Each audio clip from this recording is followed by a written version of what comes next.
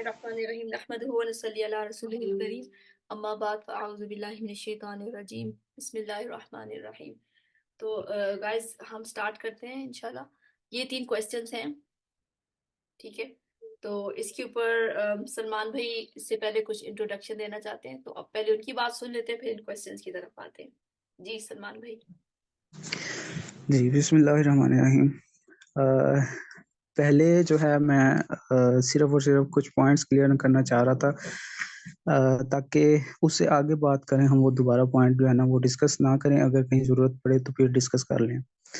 तो पहला पॉइंट ये था, अगर कासिम भाई मेरे साथ हैं तो मैं उनसे मतलब कि सवाल करके एग्रीमेंट लेके उसके बाद आगे चलूँगा। अपना माइक ऑन कर लें।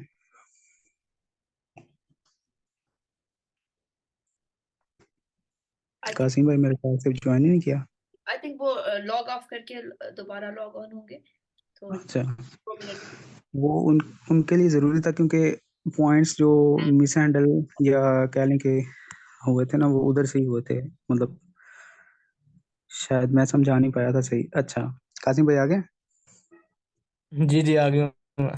सॉरी यार, वो अच्छा, नेट का इशू हो गया।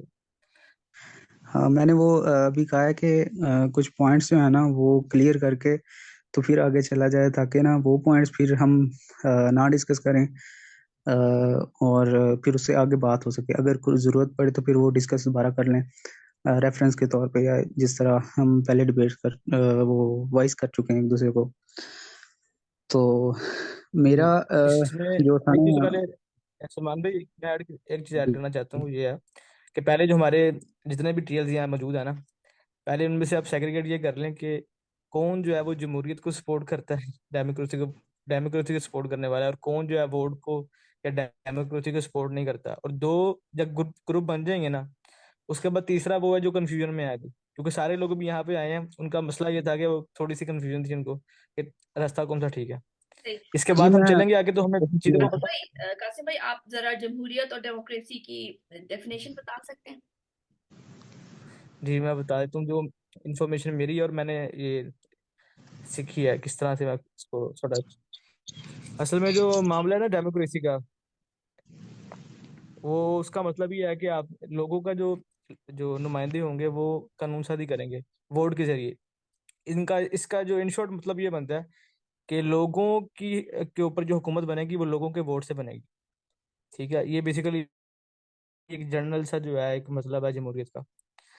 और इसके जो अवामिल हैं, पहले भी मैंने बताए हैं, अब दोबारा रिपीट करता हूँ कि चार आज़ादियाँ हैं जिसकी बुनियाद पर ये जो है ना जमहूरियत बनती है। पहली है मजहबी आज़ादी, उसके बाद आती है आज़ादी है इजहार राय, तीसरी है शख्सी आज़ादी, और चौथी है सरमाए की आज़ादी। अब इसमें जो मजहबी आज़ादी है वो ये है कि हर शख्स जो है वो अपने मजहब में आज़ाद है। मजहब में आज़ादी इस तरह से है कि वो कोई भी मजहब जो है अख्तियार कर सकता है। ये डेमोक्रेसी के अंदर जो फर्स्ट जो रूल है ना इसका, वो ये है कि अगर कोई शख्स चाहता है कि वो मुसलमान रहे तो उसे आके वो मुसलमान रहे, और अगर इसका दिल करे तो वो शाम को जो है वो ईसाई हो जाए या अपना मतलब छोड़ दे, मुल्हिद हो जाए, उसे कोई पूछ नहीं सकता। दूसरी इसकी जो शिक है आज़ादी है इजहार राय, उसमें आपको ये होता है कि आप किसी भी बात को कर सकते हैं किसी के भी मुतल्लिक। मतलब कि आपका अगर माइंड है या आपका दिल चाह रहा है किसी की तारीफ बयान करना, तो आप किसी की तारीफ बयान कर सकते हैं। अगर आपने किसी की बुराइयां बयान करनी है तो आप बुराइयां बयान कर सकते हैं, लेकिन उसके अगेंस्ट में जो सामने वाला है ना, जिस तरह आजकल हम प्रोटेस्ट वगैरह करते हैं, एहतजाज हमारा हो रहा होता है कि हम मजम्मत करते हैं, आप सिर्फ इतना ही काम कर सकते हैं। और इसी की पैदाश के अंदर हम देखते हैं हर साल जो है नमूशे रिसालत का मसला, और कुरान पाक की बेहरमती का मसला, और इस तरह के बहुत सारे जो मामले इसी से मुतल्लिका हैं वो हो रहे होते हैं। और हम ये देखते हैं कि बजाय कि इसको इसकी रोकथाम की जाए, वहाँ की जो गवर्नमेंट्स हैं इनको सेव कर रही होती है, इनको प्रोटेक्ट कर रही होती हैं।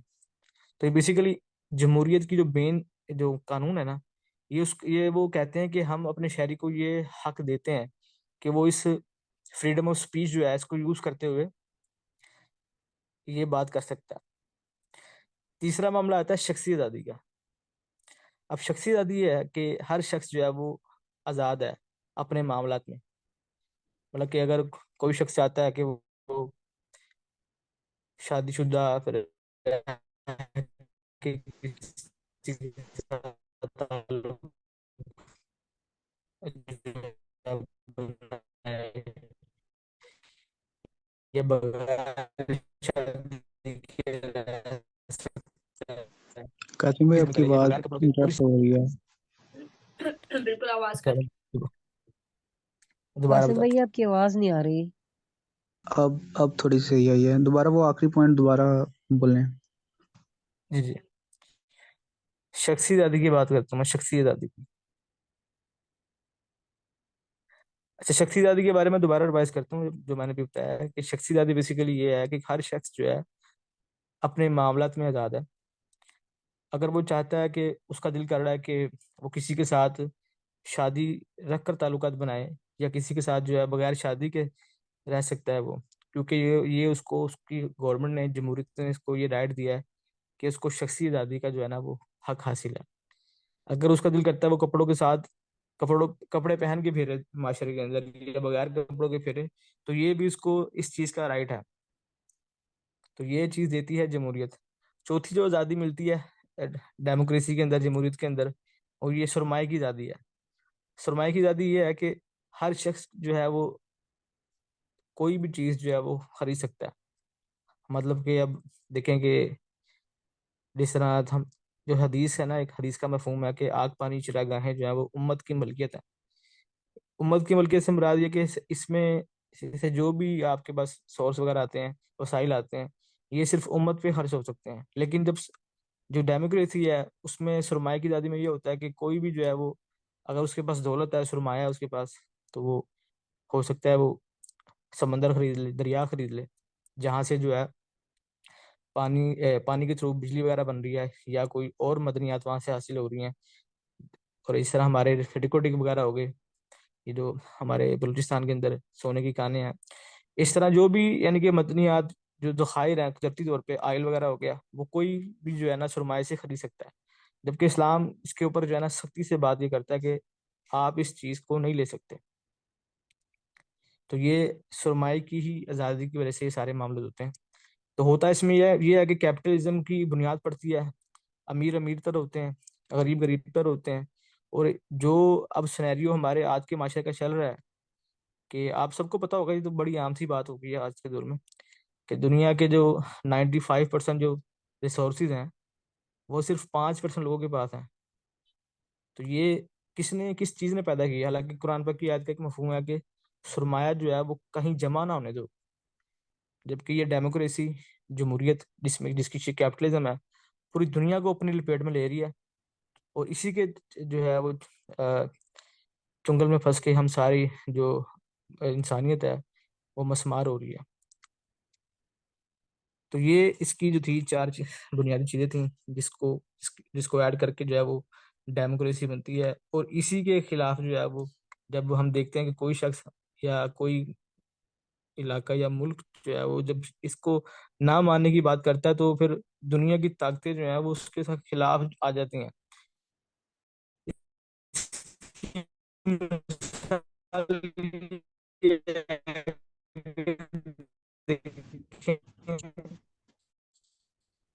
कासिम भाई आपकी आवाज फिर से नहीं आ रही। जब तो अब मैं अब इसमें क्या कह सकता हूँ? अब आ रही मेरी बात? हाँ भाई, हेलो। ये लास्ट जी पॉइंट जो है वो जी आइए। अगर आपसे किसी ने कोई क्वेश्चन किया है या पॉइंट दिया उसकी हमें समझ नहीं आई। नहीं, क्वेश्चन तो किसी ने नहीं किया, मैं अभी फिलहाल बता ही रहा हूँ कि जो अच्छा अच्छा, इसकी नहीं वो हिस्ट्री है। बीच में नहीं आ रही थी आपकी जी आवाज। जी जी, दोबारा से मैं जो है ना वो अपना पॉइंट ऐड कर देता हूँ। तो मैं ये मिसाल दे रहा था कि जो रिसेंटली अभी आपको पता है कि अफगानिस्तान के अंदर जो मामला हुआ था जंग का, उसके पीछे क्या चीज़ थी? कि यहाँ तो सारे आप देखिए ना कि उस वक्त तो किसी को पता नहीं था कि यहाँ पर कौन कौन से वसाइल हैं, लेकिन बैक एंड पे यही था कि यहाँ पर जब उन्होंने नाम लिया कि हम यहाँ पर इस्लामी निज़ाम नाफिज करेंगे, तो पूरी जो है दुनिया उनके साथ खिलाफ जंग करने आ गई है। और इस तरह मिसाल है लीबिया की। लीबिया की मिसाल ये है कि लीबिया जो है वो अपनी मशहद में बड़ा पावरफुल था, और उसकी मशीन इतनी स्ट्रांग थी कि उसके हर शहरी को जो है सालाना तकरीबन $50,000 जो है वो उनके अकाउंट में डाले जाते थे, और एक पावरफुल जो है ना उनकी इकोनॉमी थी। लेकिन फिर क्या हुआ जब मामर कजाफी ने ये बात की कि हम यहाँ पर इस्लामी निज़ाम लेके आएंगे, हम करेंसी जो है वो चेंज करके सोने में कन्वर्ट करेंगे, तो फिर उसी के खिलाफ जो है वहीं से लोगों में बगावत डाली गई और उसका तख्ता जो है उल्ट दिया गया। तो असल में जो जंग हो रही है ना वो यही है कि तहजीब की जंग है, अदियान की जंग है, कि दो दुनिया में निज़ाम है, एक है हिजबुल शैतान का और दूसरा है हिजबुल रहमान का। अब हमने ये तय करना कि हमने हिजबुल रहमान के साथ चलना है या हिजबुल शैतान के साथ। तो हिजबुल शैतान जो है वो एक तो उसका सिस्टम ये भी है, एथियस्ट जो कम्युनिज्म है, दूसरा वो डेमोक्रेसी को लेकर चलते हैं, तो ये सिस्टम उनके यहाँ, तीसरा जो आइडियोलॉजी है वो इस्लाम की है। तो ये एक छोटा सा मैंने जो है ब्रीफ दिया है, जो मेरे पास इंफॉर्मेशन थी। अगर कोई सवाल करना चाहिए कर सकते हैं। ठीक हो गया। मैं अब कसम भाई एक बात ऐड करूं कि मुझे ये जो है ना जी जी। आपने भी जो 4 पॉइंट्स ऐड किए हैं इनका बिल्कुल इल्म नहीं था कि ये इस तरह से मतलब देखे जाने हैं। तो अब जो है मुझे थोड़ी थोड़ी बात जो है ना वो क्लियर हो रही है। लेकिन मेरा जो हमारी जो ग्रुप में जो टाई पड़ी थी ना वो इस पे थी कि आया कि वोट देना चाहिए या नहीं। मतलब इस पे जो है वो आपने फिर पिछले ये वाले पॉइंट्स मतलब मेरे ख्याल से वो रिपीट किए थे उधर वॉइस में। बाकी ये था मैंने भी उस वॉइस पे ये कहा था कि मैं भी इस निज़ाम के खिलाफ हूँ, ठीक है। और मतलब वो क्या उनका नाम है जी महमूद भाई, उन्होंने भी यही कहा था कि महमूद। निज़ाम के खिलाफ, ठीक है। तो हम यहाँ जो ये पॉइंट है ये हमारे जो है ना वो सेम है, ठीक है। उसके बाद जो है मेरा जो मैंने पहले 11 मिनट का जो वॉइस नहीं भेजा नहीं, था उस सेम कहाँ पे हमारे से सलमान भाई, मैं बात कर रहा हूँ आपकी। निज़ाम हमारे के पॉइंट सेम कहाँ पे थे?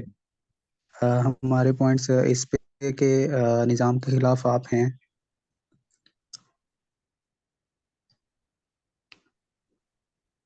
मैं पूछ रहा हूँ कि आप निज़ाम के और आप खिलाफ भी हैं निजाम ना? के खिलाफ है, आप ये बात। हाँ बिल्कुल। जी जी, अस्सलाम वालेकुम। मैं मैं तो यही वो बात कर रहा हूँ कि बेसिकली ये सिस्टम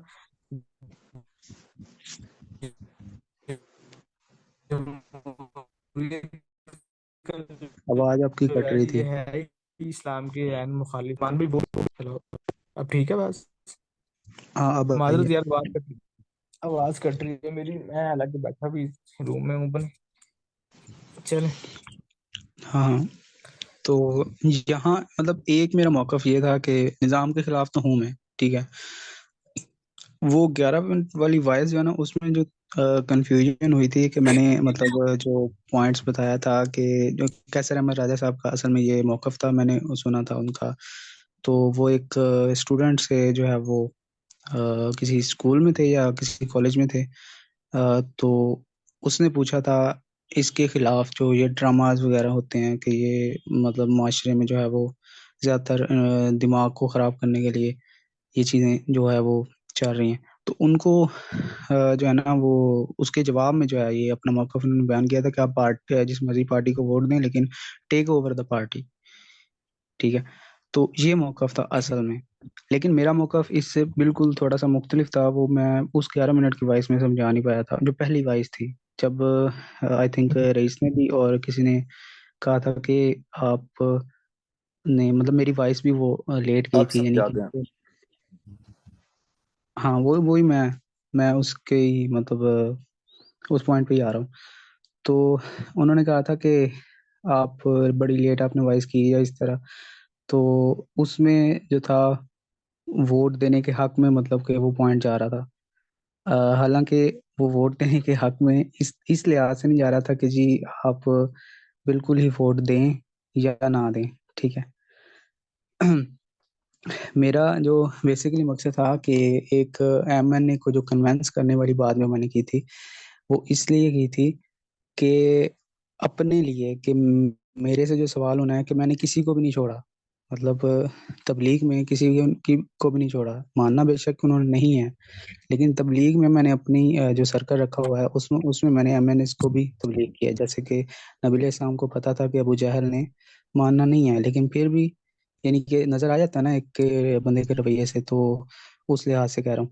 तो मानना उसने भी नहीं है, लेकिन उनको उसको 600 से ज्यादा मरतबा तबलीग की कि दीन की तरफ आ जाओ, ठीक है। जी तो इस लिहाज से कि हाँ अपना जो है वो इंसान जो है जब जाएगा सवाल होगा तो वो पॉइंट या वो सवाल क्लियर करने के लिए कि एमएनए को तबलीग करनी है, ठीक है। अब अगला पॉइंट इससे सुने नहीं कि एक मिनट, अगला पूरी बात मैं सुनेंगे आप, अच्छा मेरा पॉइंट क्लियर हो जाएगा। हाँ हाँ चले तो अगला जी पॉइंट जी ये था कि एमएनए को जब तबलीग करने जाना है, ठीक है, यानी तबलीग से मुराद है कि उसको समझाने जाना है या उसको अपनी बात रखने जाना है, ठीक है।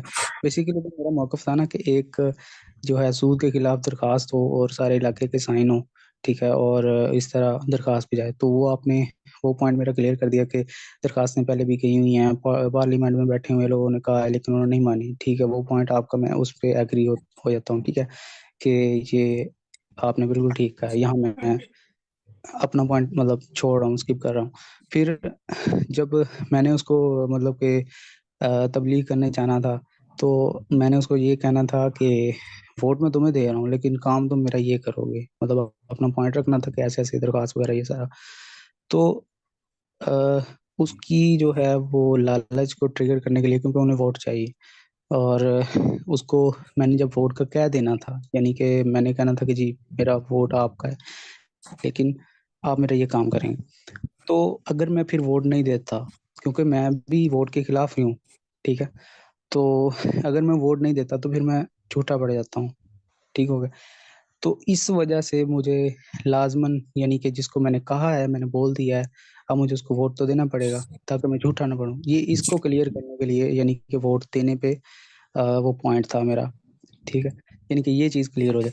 ये मैं इसके भी खिलाफ हूँ, यानी कि वोट नहीं देना चाहिए, बिल्कुल नहीं देना चाहिए। मैंने वो साहिल सर की वीडियो भी सुनी थी, मतलब कि कहते मैं फतवा दे देता अगर मैं मुफ्ती होता तो कि वोट देना हराम है। तो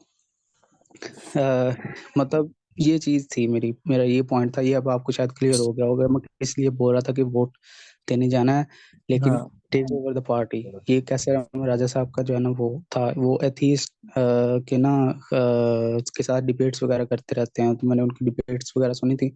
तो मुझे बहुत मतलब कि इत्मीनान हुआ था कि कुछ लोग जो हैं वो इसके इस चीज़ पे भी मतलब काम कर रहे हैं।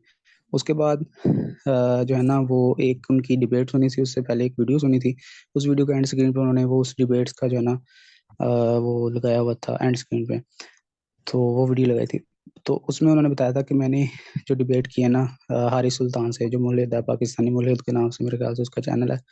तो वो जो है ना वो ऐसा उसको जो है ना शर्मिंदगी का सामना करना पड़ा है कि जो लोग एथीस्ट हो गए थे ना, तो वो वापस मुझे ईमेल्स आ रहे हैं कि हम दोबारा से मुसलमान होना चाहते हैं। यानी कि वो इस तरह की बहुत जो है ना उसको शर्मिंदगी का बायस बनना पड़ा। मैंने फिर वो सुनी डिबेट्स, वाकई ऐसा था। तो वो अच्छा, वो शुरू में कहने आया कि मैं ना मतलब कि डिबेट थी मुस्लिम मोरालिटी या इस्लामिक मोरालिटी वर्सेस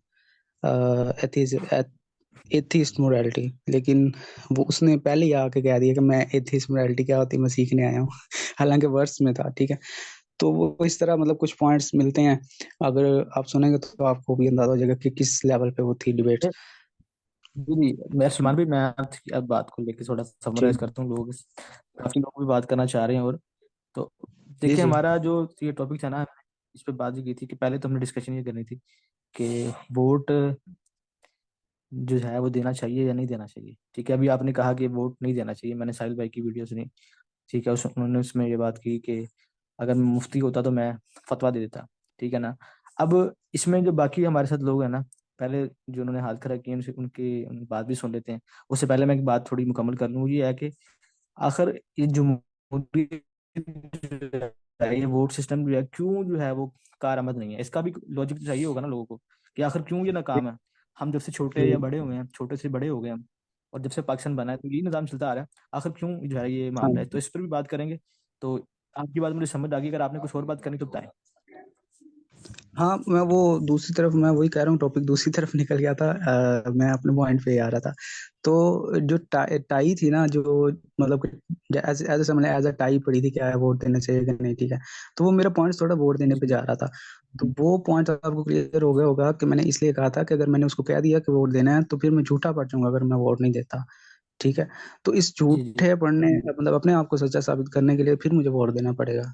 यानी कि अगर मैंने उसको उसकी लालच ट्रिगर करते हुए मैंने हाँ, यानी कि आप कह रहे हैं मैं मजबूर हूँ क्योंकि नहीं मैंने नहीं, उससे जो मजबूर नहीं, बात करनी है, नहीं तो फिर मैं मजबूर हो गया ना, मैंने नहीं हाथ नहीं मांग। नहीं, मजबूर नहीं। मैं आपको, आप पॉइंट नहीं समझे मेरा, कि जब मैं वादा खिलाफ चाहूंगा ना जी। वादा खिलाफी कर रहे हैं आप, वादा खिलाफ नहीं करना चाह वादा रहे। हाँ, खिलाफी आपने मतलब भी कह रही है। ऐसे ही समझ लें, हाँ ऐसे ही समझ लें कि मैं झूठा पड़ जाऊंगा फिर, ठीक है। और अगर मैं ना नहीं जाता एमएनए के पास तो फिर वो तबलीग का जो सर्कल है वो, उसमें फिर एमएनए बाहर निकल जाता है, फिर सिर्फ लोग हो जाते हैं।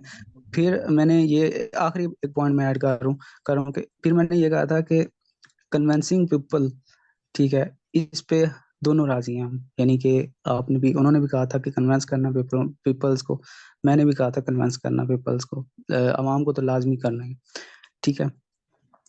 तो उस पे जो है वो दोनों, लेकिन मैं इस पे ये मतलब कि कह लें कि एक चीज आ जाती है कि आया वोट देने पे कन्विंस करें या आया वोट ना देने पे कन्विंस करें। तो यहाँ मेरा पॉइंट आपको समझ आ गया होगा कि मैंने क्या मतलब कि किस चीज पे कन्विंस करना, वोट ना देने पे, ठीक है। लेकिन अगर मैं एमएनए के पास चला जाता हूँ, ठीक है, तो फिर मुझे लोगों को कन्विंस करना होगा कि इस चीज पे आपने वोट देना है, उसके अलावा वोट नहीं देना। यानी कि मैंने फिर वो क्लियर करना पॉइंट, ठीक है। नहीं और नहीं, अगर मैं सलमान भाई फिर देखिए दूसरा ना, पॉइंट आ जाता है। ये देखिए आपकी बात थोड़ी सी ना, थोड़ी सी बात मिक्सअप हो रही है। पहले तो आपने ये बात की ना कि मैंने सुन लिया और साहिल भाई ने बड़ा क्लियरली बता दिया कि वोट बिल्कुल। देना जायज है ही नहीं, ठीक है। हाँ तो हाँ। फिर जब हमने अपने अब- अमीर से चीज सुन ली जिसको हम फॉलो कर रहे हैं, क्योंकि अभी मेरे जो मेरे इंफॉर्मेशन है, साहिल भाई से बेहतर अभी जो है ना वो कोई बिल्कुल जो है अच्छा ही ना है। शख्स इस तरह से नहीं कर रहा जिस तरह साहिल भाई करते हैं, साइकोलॉजिकली भी। और इंटरनेशनल जो अफेयर चल रहे होते हैं, करंट सिचुएशन जो होती है, ठीक है, और जी जी। फैक्ट्स बताते हैं, ठीक है ना, हर शख्स के जवाब देते हैं। तो इस एतबार से भी अगर हम आ जाके फिर उनको वोट भी लेके आना है हमने, कि अगर एमपी या एमएनए के पास ही हम गए हैं और हमने जाने के बाद उनको फिर वोट पे ही गाली करना है कि यार हम आपको वोट देंगे, तो फिर तो हम्म। मसला उधर का उधर ही खड़ा है ना, कि हमने चीज सीख भी ली फिर हम उसे वोट का ही कह रहे हैं। और तो हमें एमएनए हमने उसको की वोट क्या पे नहीं जाना। गारंटी है? एमएनए की क्या गारंटी है कि वो हमारी बात मानेगा? वोट तो ले जी लेगा, जी जी। बाद में वो भी वादा खिलाफी बाद करेगा। में मुकर गए। जब जाना ही एमएनए के पास है आपने, वो लोगों के पास जाना है, लोगों को ही कन्विंस करना है, तो डायरेक्टली आप लोगों के पास क्यों नहीं जाते?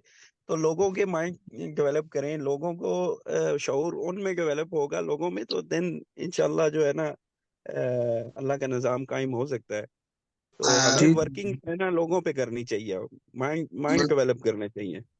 मैं सिर्फ ये कह रहा था कि पॉइंट मेरा ये था, मैं पॉइंट क्लियर करना चाह रहा था कि फिर वो चीज, वो बंदा जो है, यानी कि ऐसे समझ लें, आपको मिसाल देता हूँ कि अबू जहल जो है वो फिर तबलीग से के दायरे से बाहर चला जाता है। आप समझिए मेरी बात, हाँ ठीक है। और नहीं मेरा पहला नहीं, वोट असल था। में अस्सलाम हाँ वालेकुम। अच्छा अच्छा, वालेकुम सलाम। ये मुझे ना असल में सलमान तबलीग का भाई, आप एक नहीं मैं बंदे की वजह से पूरी कौम को दांव पे लगा रहे हैं। एमएनए की को तबलीग करने के लिए पूरी कौम को दांव पे तो नहीं लगाया जा सकता ना। नहीं नहीं, नहीं, ऐसी बात नहीं। हमें भी मौका असल में दीजिए। फिर सलमान भाई का ये सवाल रख लेते हैं कि क्या करना चाहिए इस सूरत हाल में है। सलमान भाई आप यही कह रहे हैं ना कि इसका सोल्यूशन क्या आना चाहिए फिर? अगर आपने अबू जहल को जो है ना वो दावत से बाहर नहीं करना, उसको दावत के अंदर लेके आना, उसको कायल भी करना है, जाहिर बात है आज आजकल जो भी इसके बाद सिस्टम के साथ चल रहा है, हाँ, तो उसको अपने कायल भी करना है। आपका सवाल ये था, इसको भी ये देख लेते हैं, ठीक है ना। इस पे बात करते हैं, लेकिन मेरा जो मौकफ है, जो असल मौकफ है, वो यही है कि वोट नहीं। मिक्स और करो उसके बाद सारा। जो है जी लोगों को अस्सलाम इसी वालेकुम बात जी। पे ख्याल करना कि जी वोट नहीं देना, ठीक है। वालेकुम अस्सलाम। सर कैसे हैं, ठीक मेरा ठाक असल हैं, मौकफ खैरियत है से जिस हैं पर सब लोग? काम आगे जाना है। वालेकुम सलाम। जी अल्हम्दुलिल्लाह। जी खालिद शिराजी बोल रहा हूँ। मुझे महाद ने असल में लिंक भेजा है। अगर मैं वैसे दूसरे ग्रुप का हूँ, CH12 का, अगर आप लोग इजाजत दें तो मैं कुछ बात करूं। जी करें सर आप। असल में सलमान भाई, खालिद शिराजी पहचानते हैं ना आप? कल भी बात हो रही थी हमारी जूम मीटिंग पे। तो एक्चुअली डेमोक्रेसी को ना इसकी एसेंस के साथ समझें। डेमोक्रेसी मैंने आपको कल भी बताया था, ये दो वर्ड्स का कॉम्बिनेशन है, demo and cracy. That means government of the. तो ये लोगों की हुकूमत जो है, इसका मतलब है कि पार जो है, रूल जो है वो लोगों का चलेगा। तो ये इस्लाम की जिद। इस्लाम जो है वो कहता है कि रूल ऑफ द अल्लाह, इनिल हुक्मु इल्ला लिल्लाह, किसी का हुक्म नहीं सवाए अल्लाह के। तो ये जो डेमोक्रेसी है, ये अल्लाह के हुक्म को नाफिज करने की इजाजत इंसान को देता है, इख्तियार इंसान को देती है। जी बिल्कुल। तो इसको एसेंस के साथ जब समझेंगे कि असल में है क्या, ये वोट डालना एक्चुअली इशू नहीं है। वोट किस चीज में आप जाके डाल रहे हैं, वोट आप किस सिस्टम का हिस्सा बनने के लिए डाल रहे हैं, उसके अंदर मसला है। जी फिर इस जी शिराजी जी डेमोक्रेसी के बिल्कुल ठीक कहा आपने। जी इसीलिए इसको दोबारा डेमोक्रेसी के करते हैं। अंदर लोग अपने आप को पेश करते हैं, कैंडिडेट्स पेश करते हैं अपने आप को कि मुझे अपना लीडर चुन लें। और जबकि नबी पाक हजरत मोहम्मद मुस्तफा सल्लल्लाहु अलैहि वसल्लम की हदीस मुबारक है कि जो हमसे इख्तियार मांगे उसको हम इख्तियार नहीं देते, जिसका मफहूम है। बिल्कुल, मैं भी इसी तो बात पे हूँ कि लोग अब उम्मीदवार नहीं अपने आप को कर सकते, जी जी। तो खुद अब ये जो इलाके वाले डेमोक्रेसी उम्मीदवार चुनेंगे। इसमें जो कंफ्यूजन आती है, बुनियादी इनको दोबारा ज्वाइन करें, बुनियादी फाइल करने कंफ्यूजन वाला कंफ्यूज है।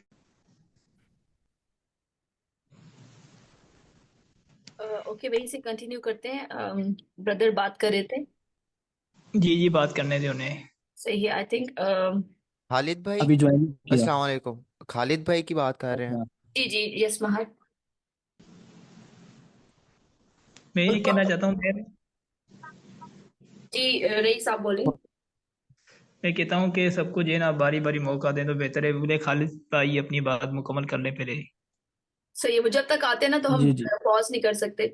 चले, कोई और बात करना चाहे, मुहिब बात करना चाह रहे हैं, मोहित हैंड रेज। कुछ बेसिकली कासिम भाई। देखें, हम अल्लाह की जमीन है ना, अल्लाह की जमीन पे अल्लाह का कानून, ठीक है, अल्लाह मालिक है और उसी का सिस्टम हमने इस जमीन पे कायम करना है। हम लोग सारे अब्द हैं, हम लोग गुलाम हैं। हमें इसका इख्तियार ही नहीं है कि हम किसी बंदे को, गुलामों में से किसी गुलाम को चूज करें और वो जो है ना कानून साजी करे और वो इस जमीन पे निज़ाम कायम करे। तो यानी कि इन सिंपल वर्ड्स, मेरे पास तो ये वर्ड्स हैं कि इस निज़ाम को रद्द करने के लिए तो खलीफा जो होता है वो अल्लाह का ही गुलाम होता है और अल्लाह के कवानीन जो है ना वो हूबहू इम्प्लीमेंट करता है। तो डेट्स वाई हमें खलीफा की तरफ, खिलाफत की तरफ जाना है और खलीफा की तरफ जाना है कि खलीफा मिले हमें। तो ये चीज़ है। ठीक अस्सलाम सही कहा जी आपने। वालेकुम। बिल्कुल, मैं एग्री करता हूँ, इसी पॉइंट पे मैं भी था, लेकिन वो मेरे पॉइंट्स में कंफ्यूजन आ रही थी, तो वो कासिम भाई ने एक है, आप पॉइंट कंफ्यूज होंगे मजीद कंफ्यूज होते जाएंगे, मैं इसको क्लियर करें। कंफ्यूज था, वो था ना, मेरा मैंने जो बातें की थी ना वो थोड़ी सी ऐसी थी कि बीच बीच में से मैं जो है वो स्किप करता गया और अगली बात करता गया, तो वो कंफ्यूजन उससे पैदा होती। ओके। कासिम भाई, जी जी। अस्सलाम वालेकुम। वालेकुम ये अस्सलाम। मोहित भाई जो है बात करना चाह रहे थे। मोहित भाई अपना माइक ओपन करके जो आपने बात करनी कर हाँ लें। आप करें, आप जी जी जी करें। बिल्कुल, मैं बात करता हूँ।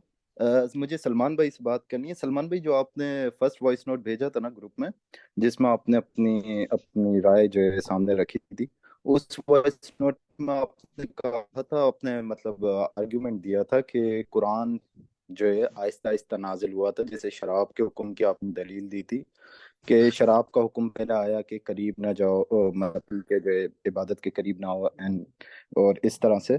तो मुझे ये कहना था, लेकिन जो आपने फिर इस पे ये कहा था कि मतलब इसी तरह से हम जो है ना जमहूरी निज़ाम में भी इस्लामी निज़ाम नाफिज हमें करना चाहिए। तो मैं इस पे ये कहूंगा कि वो जो भी हुक्म आया था ना, तो वो फौरन इम्प्लीमेंट हुआ था कि करीब ना जाओ, तो ये इम्प्लीमेंट फौरन हुआ था। तो हमारे लिए जो शराब का हुक्म आएगा तो ये भी फौरन इम्प्लीमेंट होगा। ऐसा नहीं होगा कि हम आहिस्ता आहिस्ता जाएं इसकी तरफ। हम इससे दलील ये नहीं ले सकते, हम इससे दलील ये तो जरूर ले सकते हैं कि जो कुछ भी हुक्म आएगा उसको हमने फौरन इम्प्लीमेंट करना है। सेकेंडली, आपने इस पे ये आर्ग्यूमेंट दिया था कि फौरन नाफिज कर देने से फौरन नाफिज कर देने से खराबियां पैदा होंगी, हैंडल कैसे करना है और हैंडल करने में बहुत परेशानी होगी। तो इस वजह से बेहतर ये है कि ना हम आहिस्ता आहिस्ता अल्लाह के कानून को, अल्लाह के निज़ाम को नाफिज करें। तो मुझे पहली बात तो ये कि आपने जो लीडरशिप चूज की है इस निज़ाम के लिए, उसमें ये स्किल्स होनी चाहिए कि वो पूरे प्लान और तैयारी और अपने होमवर्क कंप्लीट कर कर आए, वरना तो आपने वो लीडरशिप गलत चुनी है ना इस निज़ाम को और अपने प्लान को एग्जीक्यूट करने के लिए। तो मेरे अगर ख्याल तो से आपकी लीडरशिप में वो स्किल्स होनी चाहिए जो इसमें अपना पूरा होमवर्क कर कर आए, और वरना तो फिर प्रॉब्लम तो हर न्यू गवर्नमेंट के साथ होती है, वो किसी भी निज़ाम के थ्रू आए उसके साथ भी प्रॉब्लम्स होती हैं। अच्छा, जी सेकेंडली कि हमारी करंट तारीख और हमारी मतलब हिस्ट्री जो भी है उसमें कभी भी ऐसा नहीं हुआ कि हमने जो है आहिस्ता आहिस्ता निज़ाम नाफिज किया हो, बल्कि मजीद जो है ना खराबियां पैदा हुई हैं। हमने अगर ये कहीं तर्ज अमल अपनाया भी है तो उसमें खराबियां ही पैदा हुई हैं। आप अभी हमारी रिसेंट जो है ना वो हिस्ट्री देखें तो अफगानिस्तान की देख लें या फिर हमास को देख लें, आपने उन्होंने कैसे नाफिज किया था। उन्होंने ये तर्ज अमल, अच्छा उधर ही फलस्तीन में जो है जो महमूद अब्बास है उसने जमहूरी तर्ज अमल अपनाया, तो उसकी हालत देखें कि आधा वेस्ट बैंक तो वैसे इसराइल ले चुका है और वो एक डमी, उसकी तो कोई हैसियत भी नहीं है, जबकि हमास जो है पूरी गैरत के साथ अपनी जिंदगी गुजार रही है। तो बात ये है कि ना मतलब जो आप कह रहे थे ना आहिस्ता आहिस्ता आनी चाहिए, और अगर एकदम से आ गई तो निज़ाम खराब हो जाएगा। बल्कि अफगानिस्तान हमारे सामने अभी बिल्कुल रिसेंट इवेंट है जिसमें अल्लाह का शुक्र है कि बहुत बेहतर तरीके से सब अमान की सूरत हाल है। मेरे ख्याल से आप वो उस पॉइंट को कहीं और लेके जा रहे थे। मेरा वो पॉइंट नहीं था, मैंने कहा था प्रैक्टिस जो है ना वो आहिस्ता आहिस्ता हुई थी, यानी कि जैसे एक हुक्म आया इम्प्लीमेंटेशन फौरन हुई, लेकिन फिर प्रैक्टिस हुई साथ साथ। वो वक्फा जो आया ना, मतलब पहला हुक्म आया उसमें फौरन इम्प्लीमेंटेशन, फिर प्रैक्टिस, थोड़ी देर प्रैक्टिस, उसके बाद फिर मतलब हुक्म, फिर फौरन इम्प्लीमेंटेशन, फिर प्रैक्टिस। ये था मेरा पॉइंट। तो वो पॉइंट जी जी, बिल्कुल बट लेकिन अब कंप्लीट हो चुका हुआ है वो, मतलब कि 1400 साल में हमने प्रैक्टिस हाँ, कर ली है उस चीज की, मतलब मैं ये ये कहना दूसरा चाह रहा पॉइंट हूँ। जो आपने वो तो बोला ना कि तब वो था कि जब होमवर्क, वो उस वक्त आया था तो प्रैक्टिस ही नहीं थी। ये 1450 मोहित साल भाई में आपका हमने पॉइंट जो ये समझ इतनी आ गया, सारी बेसिकली जो प्रैक्टिस काम की है। आप बताना चाह रहे हैं ना कि हमारा जो इस्लाम है ना वही जो है वो गैरत वाला दीन है, इसी के थ्रू हम आ सकते हैं। जबकि अगर हम वोटिंग के जाहिर थ्रू बात। जाएंगे, जमहूरी के थ्रू जाएंगे, ये हमें किसी और तरफ ले जाएगा और हमारे अंदर वो गैरत नहीं रहेगी। और मैं कह रहा था कि खालिद सिराजी भाई मैं दोबारा आ गए हैं हमारे साथ, लास्ट वो पॉइंट कुछ एक बात छोटा, करना सिर्फ चाह। लास्ट पॉइंट, जी जी जी क्या खालिद सर, सिर्फ मेरा एक छोटा मेरा सा नाम लिया 2 आपने? मिनट दूंगा। अस्सलाम वालेकुम। जी जी मैं खालिद बस जो भाई। है ना सलमान भाई को ये कहना चाहूंगा कि आपने ये कहा ना कि हम एमएनए के पास जो है वोट के लिए जाएं, कि मैं इस कानून के वजह से इनको वोट डालना, तो मैं बस इतना कहूंगा कि आप एक कानून के निफाज के लिए आप पता नहीं कितने एंटी इस्लामिक लॉस को एंडोर्स कर रहे हैं उसी वक्त सेम जगह पर। तो ये बात है कि अगर आप सूद के खिलाफ, वैसे तो आपका वोट बैंक इतना ज्यादा होना चाहिए कि वो आपकी बात को रखे, और दूसरी बात एमएनए की कोई हैसियत ही नहीं होती, वो पार्टी पॉलिसी पे चलता है। अगर पार्टी का लीडर उसको कहेगा कि आपने ठीक है ये आपने जो है ना पढ़नी है तो वो पढ़ सकता है, वरना आप सिर्फ एक एमएनए की। खालिद भाई आप अपना पॉइंट रख सकते हैं दोबारा। पॉइंट ये है जी, मैं आपसे दरखास्त कर रहा था सलमान भाई और सारे कंटेंट जो पार्टिसिपेंट्स हैं, कि आपको डेमोक्रेसी को वहां से देखना है जहां से वो शुरू हुई है। डेमोक्रेसी मगरिब का निजाम है रूलिंग का, और इसकी जड़ है सेकुलरिज्म जो अकीदा है, और कैपिटलिज्म जो मबदा है। जो निजाम हाय हयात है पूरा, वो कैपिटलिज्म है। उसकी जो बुनियादी अकीदा है वो सेकुलरिज्म है, और उससे जन्म लेने वाले निजाम का नाम डेमोक्रेसी है। तो डेमोक्रेसी इसको इसलिए कहते हैं कि उन लोगों ने चर्च से अपनी आजादी ली थी, और चर्च से आजादी लेने का मकसद ये था कि चर्च, जो बादशाह होते थे वो चर्च से स्टैंप लगवा के टैक्सेस और डिफरेंट कवानीन पास करवाते थे। तो जो लोगों ने ये असेस कर लिया कि हमारी बुनियादी जो मसाइल की जड़ है वो हमारे चर्च है, उन्होंने चर्च को अपनी लाइफ से अलग कर लिया, सेक्युलरिज्म। उससे जो निजाम जन्म लेता है उसका नाम डेमोक्रेसी है। अब डेमोक्रेसी में जो रूल है वो इंसान का होता है, वो बनाने के हवाले से हो, किसी बने हुए को इम्प्लीमेंट करने के हवाले से हो। इंसान को इंसान की गुलामी में लाने वाले निजाम का नाम है जमहूरियत। ठीक हो गया जी। अब आपको ये देखना है कि क्या जमहूरियत इस्लाम में कोई इजाजत है, तो उसको वोटिंग सिस्टम से, उसको एडमिनिस्ट्रेशन से उसको दुनिया के अंदर खूबसूरत ममालिक की तरक्की से नहीं जज किया जाएगा, उसको रूल से चेक किया जाएगा। शराब की इजाजत, जना की इजाजत, गे लेस्बियन LGBTQ+ जहां तक अब चला गया मामला, ये सारे के सारे शाखसाने हैं उस जमहूरियत के जिसको दुनिया सारी में इम्प्लीमेंट किया गया। इसको आपने इस तरह, अब इसके रैशनल दलाइल में एक चीज में आ रही है, वो मैं कंक्लूड करता हूँ। वो ये है कि जमहूरियत में कहा जाता है कि जो ज्यादा लोग कहेंगे वो बात मानी जाएगी। तो एक्चुअली तो अगर आप टर्न ओवर देखें तो जो टर्न आउट है, जो वोटिंग 50% होता है, 50% तो लोग उसका हिस्सा ही नहीं बनते, और 50% में से भी जो 20-30% लेता है वो इलेक्ट हो जाता है, तो 70% तो उसको चाह ही नहीं रहे। तो 70% की बात माननी चाहिए ना, उस 20-30 वालों की क्यों मानी जा रही है, अगर आप उसको रैशनल बुनियाद पे भी देखें। और दूसरी बात ये है कि जो शूरा है, जिसको हम मशवरा कहते हैं, जो मुसलमानों में बहुत कॉमन है, अल्लाह के रसूल सल्लल्लाहु अलैहि वसल्लम ने उसमें मशवरे में बरकत भी फरमाई है। मशवरे में और पार्लियामेंट में होने वाले फैसले में बहुत जमीन आसमान का फर्क है। हम कल मीटिंग में भी कुछ डिस्कस कर रहे थे। देखिए, गज़वा खंदक के अंदर अल्लाह के रसूल सल्लल्लाहु अलैहि वसल्लम ने सहाबा से मशवरा किया था कि हमने बाहर निकल के लड़ना है या मदीना में रह के लड़ना है। अभी जो डिस्कशन होती है वो ये डिस्कशन होती है कि ग्राउंड रियलिटीज में हमें इसराइल के खिलाफ लड़ना है या नहीं लड़ना, हमें मुसलमानों की मदद करनी है या नहीं करनी है। इसके डिसीजन की इजाजत, इस डिसीजन अल्लाह ताला ने कायनात को बना दिया, कुरान पाक उतार रहे थे उस वक्त ही कर दिया। अब ये ना मोबाइल जो है ना वो बिल्कुल लास्ट मोमेंट पे है, अगर बंद हो जाए तो मैं माजूर चाहूंगा। तो बेसिकली डेमोक्रेसी को आप इस तरह से देखें। अभी बाकी जो सारी डिस्कशन लोगों ने बिल्ड की हुई है एडमिनिस्ट्रेशन के हवाले से और वोटिंग के हवाले से और मशवरे, इसका मेरा ख्याल है इसकी बुनियाद के ऊपर बात करें तो ज्यादा इफेक्टिव। जज़ाकमुल्लाह खैर। आपका जी नाम खालिद क्या भाई, था? काफी अच्छे पॉइंट आपने बताए हमें और काफी नॉलेज जो है वो हमें मिला। और अगर आप हैं देखिए इधर तो बहुत मेरे शुक्रिया मेरे आपका सर। जहन में, जज़ाकल्लाह मेरे खैर। मेरे नॉलेज में ये इनमें से कुछ पॉइंट्स थे, कुछ नहीं थे, वो उन्होंने क्लियर कर दिए। तो मैं असल में मेरे ख्याल से फिर से अपने जो है वो मुद्दा जो है वो नहीं रख सका, लेकिन कोई बात नहीं। वो कासिम भाई वाला सवाल जो है वो फिर मतलब उस पे फिर बात कर लेते हैं कि आया मैं अभी सलमान MNA भाई, की अभी तबलीग करना काफी छोड़ लोग दूं या नहीं? सलमान भाई, एक मिनट जरा मैं आपसे एक सवाल करना चाहता हूँ। ये हाँ हाँ, कुछ भाई हैं हमारे, वाजिद भाई हैं और माहिद हैं, इनके सवाल आता है, इनके सवाल ले लें पहले आप। ठीक हमारी है बात ठीक चलती रहेगी क्योंकि हमारा पॉइंट जो है ना वो। वाजिद भाई आप अपनी बात करें जरा, माहिद फिर आप कर लेना है। अस्सलाम वालेकुम। है। वालेकुम अस्सलाम। वालेकुम अस्सलाम। जी, सबसे पहले क्या हाल है कासिम भाई, आपके ठीक हो?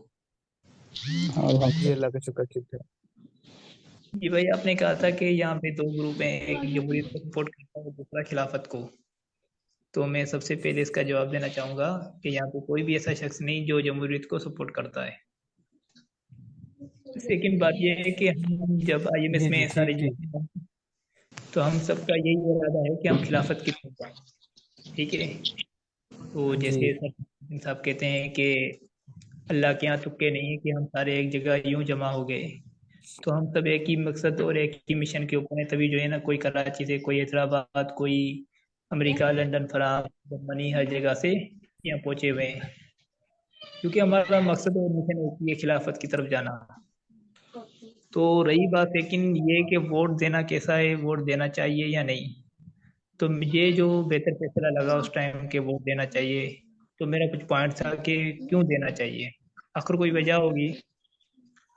तो ये वो वजह थी कि हम लोग उन लोगों को वोट दें जो मतलब कि ज़्यादा दीनदार हो, और वो जो है ना पार्लियामेंट के अंदर जाके अपने जो पॉइंट है वो रखें। जैसे कि अभी आप देखना कि इस इलेक्शन में जमात इस्लामी, जमात को सपोर्ट नहीं कर रहा लेकिन एक बात कर रहा हूँ, जमात सवाल इस्लामी ने। करना चाह रहा हूँ तो किस तरह करूँ? जी, माइक ऊपर है मेरा। जी आवाज आ रही है आवाज आ रही है मेरी आपको? जी। सलीम भाई, आपका माइक ओपन हो गया तो आप प्लीज बंद कर लें इसे। बंद है उनका माइक, बोलें मैं ये कह जी बोलें। जी मैं सर भाई आपका सवाल हो गया पूरा? नहीं नहीं, सवाल नहीं हुआ है अभी। तो मैं ये कह रहा हूँ कि अभी जैसे जमात इस्लामी ने एक भी सीट नहीं उठाई है, ठीक है, ना कौमी असम्बली में ना सेनेट में। तो मैं ये कहना चाह रहा हूँ कि अभी जो भी कानून पास होंगे, इस्लाम के खिलाफ लॉ पास होंगे कौमी असम्बली से, तो उसको कौन रोकेगा? अभी आप बताएं मुझे कि जमात इस्लामी ने जैसे कि LGBT जो भी है कवानीन पास हो रहे थे ट्रांसजेंडर के, तो उस पर आवाज़ उठाई थी। तो जैसे ही शैतानी तंजीम में तो उनको पीछे धकेल दिया हमारी गवर्नमेंट के थ्रू या एस्टेब्लिशमेंट के थ्रू। तो हम इसीलिए चाह रहे थे कि हम ऐसी जमात, जब तक जमहूरी निज़ाम पाकिस्तान के अंदर मौजूद है, तो हम ऐसी जमात को सपोर्ट करें जो मतलब दीन की तरफ हो, तो हम उसको वोट दे के आगे लेकर आएँ।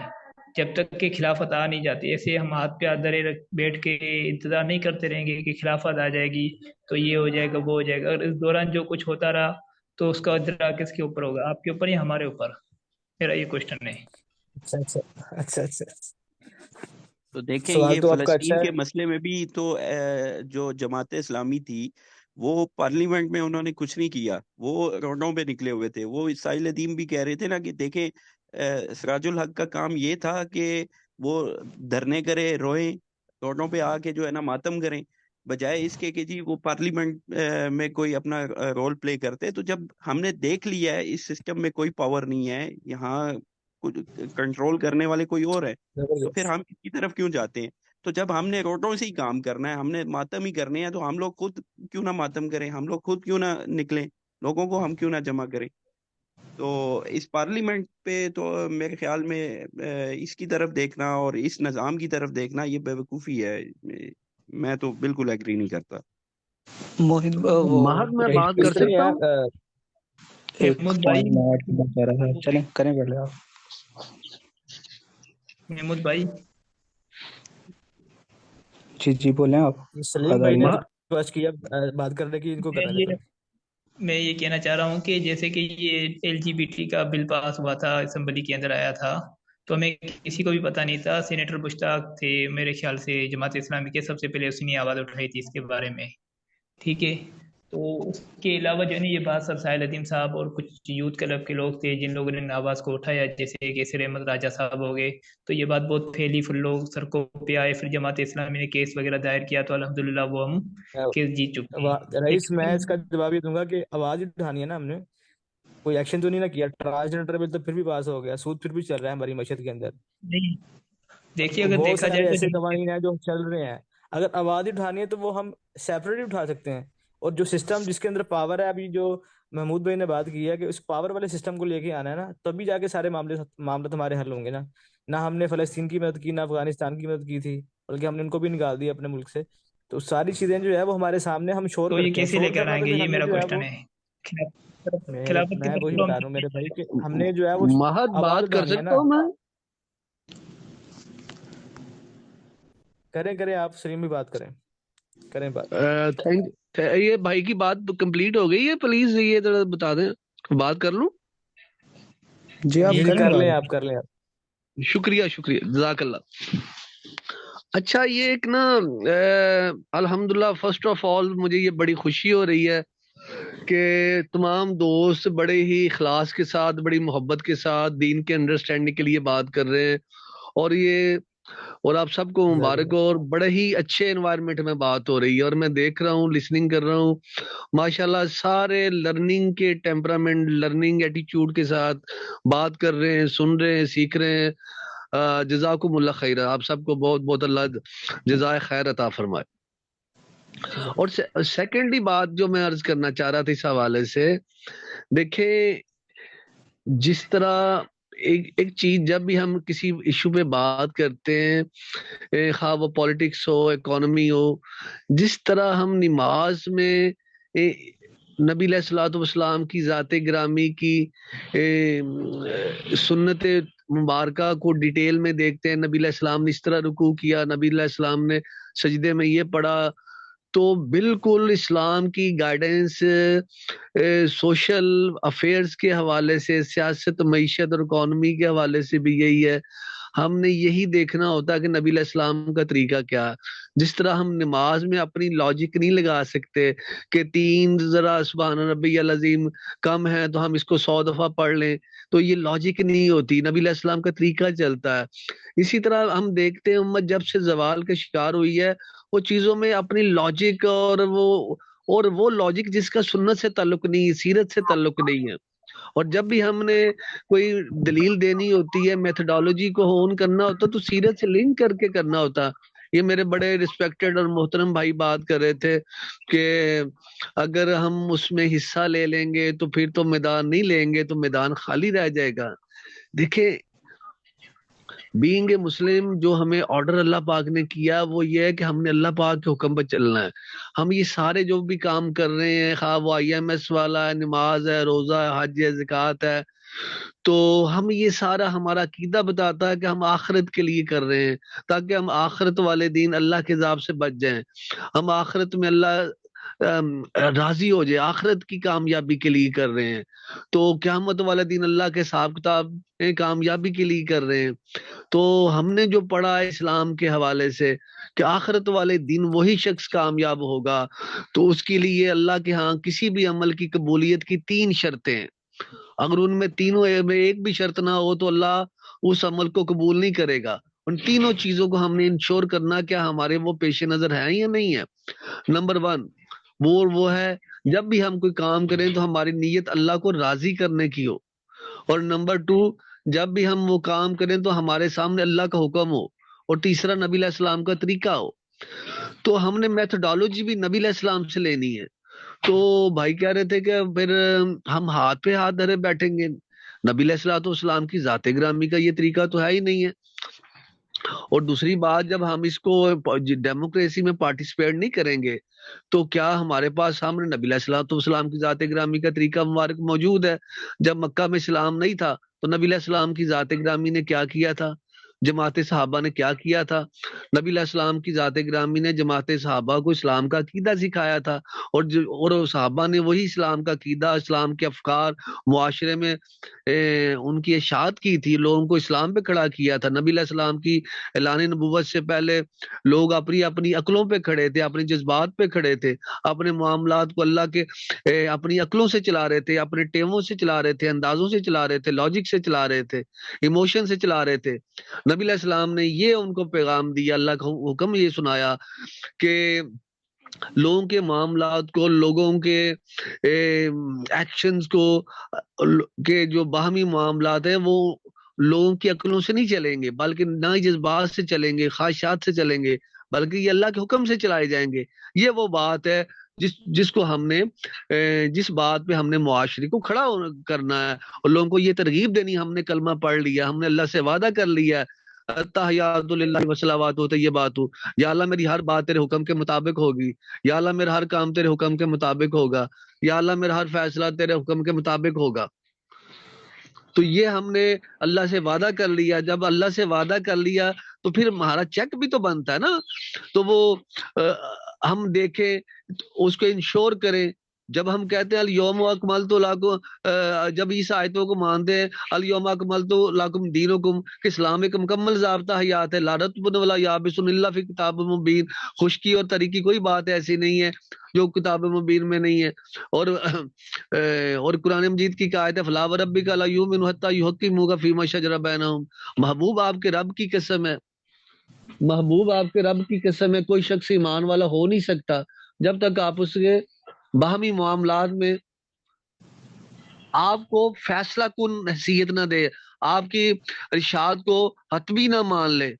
तो ये सिर्फ नमाज वाली बात तो नहीं, रोजे में तो रोज, ये तो पूरे मामला में मानना है। तो फिर हमने उसको पढ़ेंगे, देखें, तो ये डिस्कस करना पड़ेगा। ये मेरी गुजारिश थी, इसमें आप मेरी रहनुमाई फरमाइएगा। शुक्रिया, अस्सलाम वालेकुम। वालेकुम सलाम। जी जज़ाकल्लाह सलीम भाई, माशाल्लाह काफ़ी अच्छे पॉइंट आपने जो हाईलाइट किए हैं। और बाकी जो हदीस का जो मफहूम है और जो उसका हुक्म है वो आपने निकाल के बता दिया। और जो नमाज हम पढ़ते हैं उसमें हम अल्लाह से क्या मांगते हैं, हमारा मकसद हयात क्या है, काफ़ी आपने तफसील से वो चीज़ें बताई हैं। उम्मीद करता हूँ बात जो रईस है उसको उसके सवाल का जवाब मिल गया होगा। जी कासिम भाई, अच्छा, मैं चाहता हूँ कि अब कोई और बात करना माहद रह गया, माहद का सवाल ले लेते हैं। ले लें, पहले बात ठीक है। कर लें। क्या कहते हैं आप?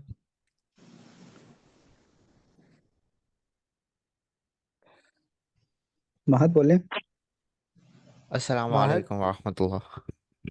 वालेकुम अस्सलाम वरहमतुल्लाहि वबरकातुहू।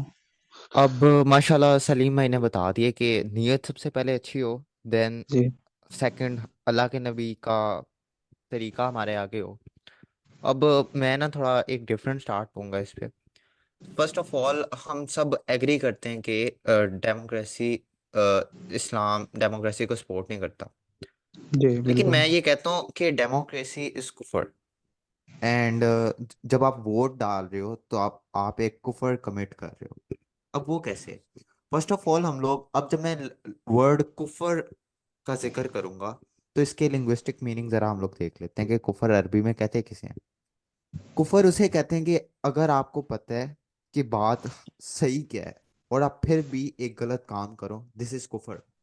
अरेबिक में इसे अरेबिक में आवाज आप लोगों को सही आ रही है? जी जी आ रही है, सही यार। बोलें। एंड अरेबिक में कुफर इसे भी कहते हैं कि एक ऐसा अंधेरा जो रोशनी के ऊपर गालिब आ जाता है, और armour which is beyond your body. तो लिंग्विस्टिक मीनिंग से साफ जाहिर हो जाता है कि अगर हम लोग वोट कास्ट कर रहे हैं तो हम लोग एक कुफर कमिट कर रहे हैं।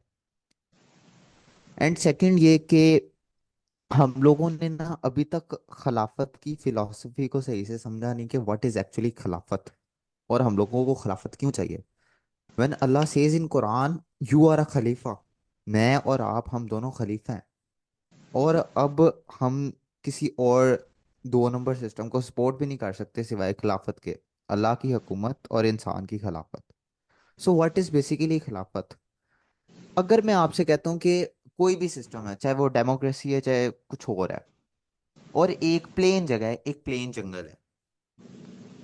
अब मैं कहता हूँ कि वहां कोई सिस्टम नाफिज नहीं है, मैं वहां के लोगों से जाके कह देता हूँ कि आप डेमोक्रेसी के रूल्स फॉलो करें, लेकिन वहां डेमोक्रेसी अप्लाइड नहीं होती। तो वो चुप करके डेमोक्रेसी के रूल्स अप्लाई करने शुरू हो जाते हैं कि यार रूल्स हैं डेमोक्रेसी के, तो वो इसके ऊपर इम्प्लीमेंटेशन शुरू कर देते हैं। फिर कोई दूसरी जगह से बंदे आके उन्हें बताते हैं कि भाई आप डेमोक्रेसी के रूल्स क्यों फॉलो कर रहे हो, जबकि यहाँ तो डेमोक्रेसी ही नहीं है। इसी तरह जब हम लोग नमाज रोजा हज ज़कात ये सारा दे रहे हैं, ये हमारे दीन के अरकान हैं, हमारे दीन के पार्ट्स हैं। तो अ, यहाँ मैं डॉक्टर इसरार की बात को मेंशन करना चाहूंगा कि उन्होंने कहा था कि अगर अल्लाह ताला का निज़ाम कायम नहीं करते हम लोग, तो ये सारे नमाज रोजे मुंह पे मार दिए जाएंगे। वो कैसे मार दिए जाएंगे? कि ये सारी चीज़ें इस्लाम के कवानीन और इस्लाम के अरकान हैं, इस्लाम के हिस्से हैं। एक एक हिस्सा बहुत इंपॉर्टेंट है। तो कानून वहां चलेगा जहां उसकी एक हुकूमत कायम हो जाएगी।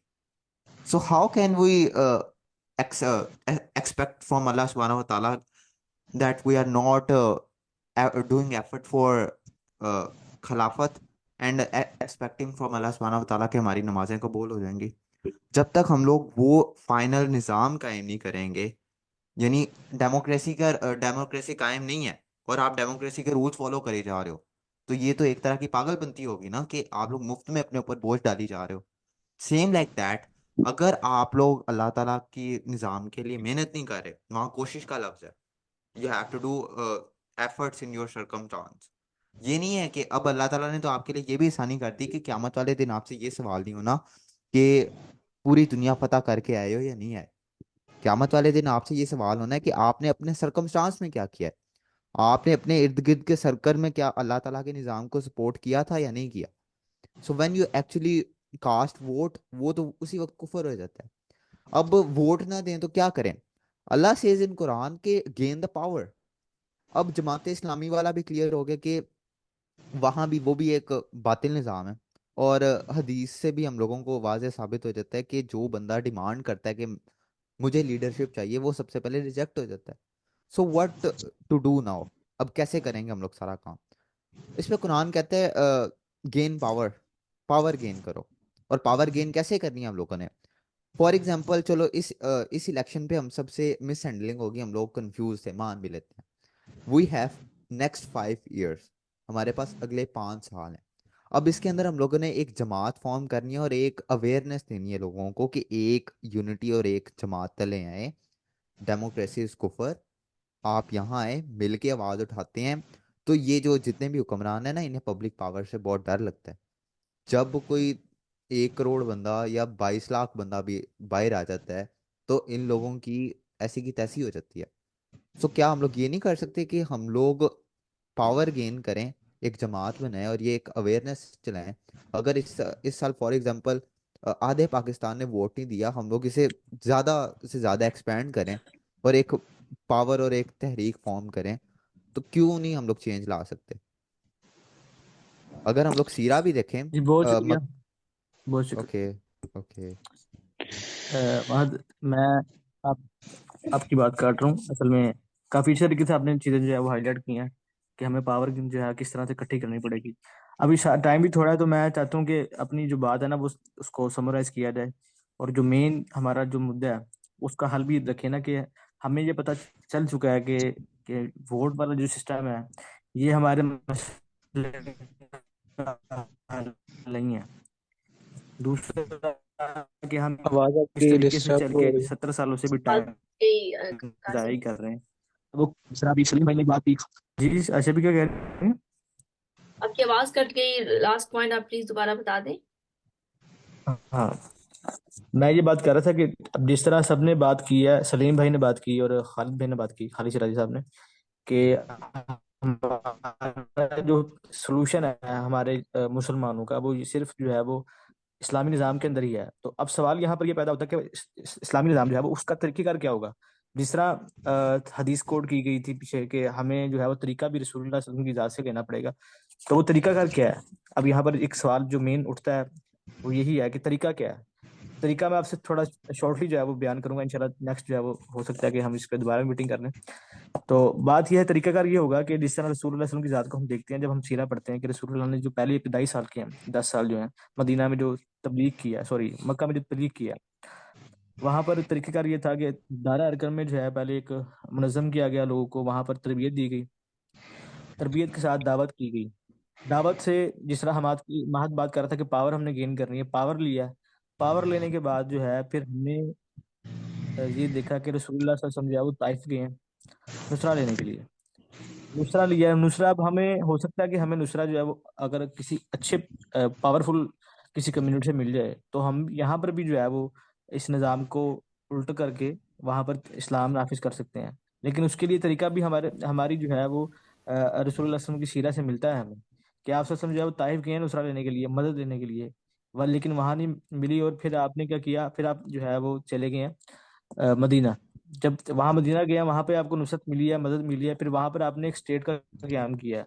और आज के दौर में अगर हम कंपेयर करें किस तरह से जो है वो हम स्टेट को लेके आ सकते हैं, तो हमारे सामने एक तरीकेकार है ईरान के इनकलाब का, कि वहां पर पूरा अमन जो है वो एहतजाज हुआ और लोग वहां पे इनकलाब लेके आए, वहां पे आज इस्लामी निज़ाम कोई भी फिका के आए, चाहे वो शिया स्टेट है, हमें जो है वो शिया सुन्नी की डिबेट में नहीं जाना। बात ये है कि वहां पे एक चीज इम्प्लीमेंट हुई है, और तरीकेकार ये होगा, अगर आज हम देखते हैं ना कि हमने किस तरह से जो निज़ाम को लपेटना है और इस्लामी निज़ाम लेके आना है, तो वो भी तरीका इस तरह ही हमें मिलता है कि हमने इन लोगों को इकट्ठा करना है और नुसरा लेनी है। जब नुसरा लेंगे, किसी से मदद लेंगे, तो फिर हमें पुरअमन रहना है। ये नहीं कि हम कोई अपने तौर पर ही जो है वो फसाद जो है मचाना शुरू कर दें। हमने फसाद नहीं मचाना, हमने जो है वो हो सकता है कि हमें मारे खानी पड़ेंगी, क्योंकि रसूलुल्लाह सल्लल्लाहु अलैहि वसल्लम की हदीस का मफहूम है कि जो शख्स मेरे रास्ते पे चलेगा उस पर वही मुश्किलात आएंगी जो मुझ पर आई थी। तो अगर तो हम उस रास्ते पे चल रहे हैं, तो हम हमारे ऊपर भी जो है ना वो मुश्किलात और वो परेशानियां आएंगी। अगर हम जो है वो उस रास्ते पे नहीं चल रहे, तो उसका मतलब हमारी लाइफ जो है बड़ी रिलैक्स है, और हम जो है वो खुद को तसल्लियां दे रहे हैं कि हम दीन का काम कर रहे हैं, लेकिन वो हम काम नहीं कर रहे। तो ये एक सारा पैटर्न है जो मैं चाह रहा था कि हमारा पूरी बात जो हमने की शुरू की जमहूरियत से और एंड की खिलाफत के ऊपर, तो इसको किस तरह से जो है वो हम बयान कर सकते हैं। तो मैंने जो है वो सारी चीजें बता दी। अगर आपको किसी ने कुछ चीज ऐड करनी है तो वो कर सकता है। जज़ाकल्लाह खैर। कासिम भाई, क्वेश्चन हमारा जो था एक बीच में जो आपने मेरा समझा क्वेश्चन, वो मैं रखूं? मैं बात ये करना चाह सलीम रहा भाई भी, ये खालिद भाई हैं और सलीम भाई कुछ बात करना चाह रहे हैं, तो सलमान भाई हम आपकी बात भी कर लेते हैं, पहले इनकी बात सुन ले क्या कहना चाह रहे हैं। ठीक जी है। खालिद भाई, हम लोग 12 के जो मेंबर हैं वो आप सबको भाई एक आपका थर्ड माइक ऑफ सही नहीं, आपकी आवाज सही किसी नहीं आ रही। बाकी सब अपना माइक बंद कर लें। एक तो मैं आप सबको ऑन बिहाफ ऑफ CH के जो मेंबरान हैं उन सब के बिहाफ पे आपको 3 मार्च की दावत देता हूँ। आप सबको शायद वो ब्रोशर या फ्लायर मिल गया होगा, तो आप सबसे रिक्वेस्ट है कि आप उसमें पार्टिसिपेट करें। और it's a very healthy discussion हुई है, और जो नॉलेज आप लोगों के पास है अल्हम्दुलिल्लाह वो बड़ा जबरदस्त है। सलमान का साहिवाल से होना, और आज मेरे से बात हो रही थी और वो कह रहे थे कि यहाँ काफी स्टूडेंट्स हैं जो दीन को सीखना चाहते हैं, तो हम ऐसे एक दूसरे को सिखाने में, जैसे मुझे आज बहुत सीखने का कासिम साहब ने बड़ा अच्छा कंक्लूड किया है, और जितने लोग पहले भी पार्टिसिपेंट्स थे अच्छी कुछ बातें हो रही थी, कुछ डिट्रैक्ट बातें थी, डिस्ट्रैक्टेड हैं वो, क्योंकि हमारा इतना कसूर नहीं होता, मुआशरे में हम रह रहे होते हैं, जो जो सुनते रहते हैं वो ज़हनों में आ ही जाता है। तो आप सब लोगों को एक तो वहाँ का वेलकम के लिए आपको दावत दी है, दूसरा ये है कि आप लोग हमारे साथ कंबाइन हो, क्योंकि इवेंट बड़ा है, 6, 8, 10 हजार लोगों का टारगेट है, तो हम अकेले वो नहीं कर सकते। आप सबका हमारे साथ मिलना एज ए वॉलंटियर, लाहौर में जो लोग हैं स्पेशली, और जो दूसरे शहरों से हैं, नजदीक के या दूर से भी थोड़े से, उनके लिए आम तौर पे ये है रिक्वेस्ट कि आप लोग उसके अंदर भरपूर हिस्सा लें। और उसके मीटअप्स भी हमारे हो रहे हैं, 5-6 मीटिंग्स अल्हम्दुलिल्लाह हो चुकी हैं। अली शेख साहब हमारे फीडबैक्स का आपके मीन्स एंड स्टाइल्स के इस्तेमाल करने के हवाले से इवेंट्स, क्योंकि हम पहली दफा करवा रहे हैं इतना बड़ा, हम में से कोई इतना एक्सपीरियंस नहीं है, तो आपकी जो जो एक्सपर्टीज है इस दीन के रिवाइवल के लिए वो इस्तेमाल हो जाएंगी। तो एक मैं आपको अच्छी बात बताऊं जो यहाँ पे फॉर्चुनेटली और बड़ी जबरदस्त हुई है हमारे लिए, मैं तो उस पर बहुत खुश हूँ, बल्कि हम सब बहुत खुश हैं। 3 मार्च 1924 को खिलाफत वॉज डिस्ट्रॉयड, एंड 3 मार्च 2024 यानी कि जो पूरे 100 साल के बाद अल्हम्दुलिल्लाह सेम डे पे हम इतना बड़ा इवेंट करने जा रहे हैं। आप सब लोग दुआ गो भी रहिएगा कि अल्लाह ताला हम सबको इस दीन के रिवाइवल के लिए खिलाफत की सूरत में इसको बेस बनाए, यहाँ से ही जिस तरह टूटी थी इसी तरह यहाँ से दोबारा कायम हो, और अल्लाह ताला हमें लोगों में जो दीन के रिवाइवल के लिए इस्तेमाल। तो ये आप लोगों से कंप्लीट बात करनी थी। इसके लिए हमारा प्लान यही है कि वो एक सेशन हो जाए, उस सेशन के बाद हमारा रमजान मुबारक में छोटे छोटे अफ्तार में इसी तरह दीन के सर्कल्स बना के फिजिकल मीटअप्स में भी, क्योंकि जो फिजिकल मीटअप्स हैं उसमें बॉडी लैंग्वेज हम जिस तरह 5-6 मीटिंग्स की हैं, तो हमें वो वाकई बहुत जबरदस्त लगा है कि वो आप इंटरनेट से और मोबाइलों से और लैपटॉप से टैबलेट से निकल के जब फिजिकली मीटअप करते हैं बहुत जबरदस्त इम्पैक्ट्स क्रिएट होते हैं। आप प्रैक्टिकल चलना सीखते हैं, एक दूसरे के साथ आपकी बातचीत होती है, आप प्लानिंग बहुत अच्छी कर पाते हैं, फिर उसके एग्जीक्यूशन के लिए आप मजीद काम करते हैं। तो ये जो मैं भी पहले किसी तरह के ग्रुप में था, उसके अंदर जो बातें होती थी वो सिर्फ बहुत हद तक वर्चुअली रहती थी, उसमें हम बहुत ज्यादा इम्पैक्ट क्रिएट नहीं होते, लेकिन जब से इस ग्रुप के अंदर हम मिले माशाल्लाह बहुत अच्छी प्रोग्रेस है। ये आप लोगों से रिक्वेस्ट है। अच्छा, मेरा एक क्वेश्चन ऐड कर लें। अस्सलाम तो वालेकुम। आप लोग बाइल्म लोग हैं, तो इसका शायद आंसर दे सकें दैट हम ग्राउंड के ऊपर इन्फ्लुएंस कैसे क्रिएट कर सकते हैं अपनी सिटीज में, ग्राउंड के ऊपर कैसे इन्फ्लुएंस क्रिएट कर सकते हैं। जज़ाकल्लाहु खैर। अगर मुझे मेरे से है, मैं इसका कुछ रिप्लाई करूं?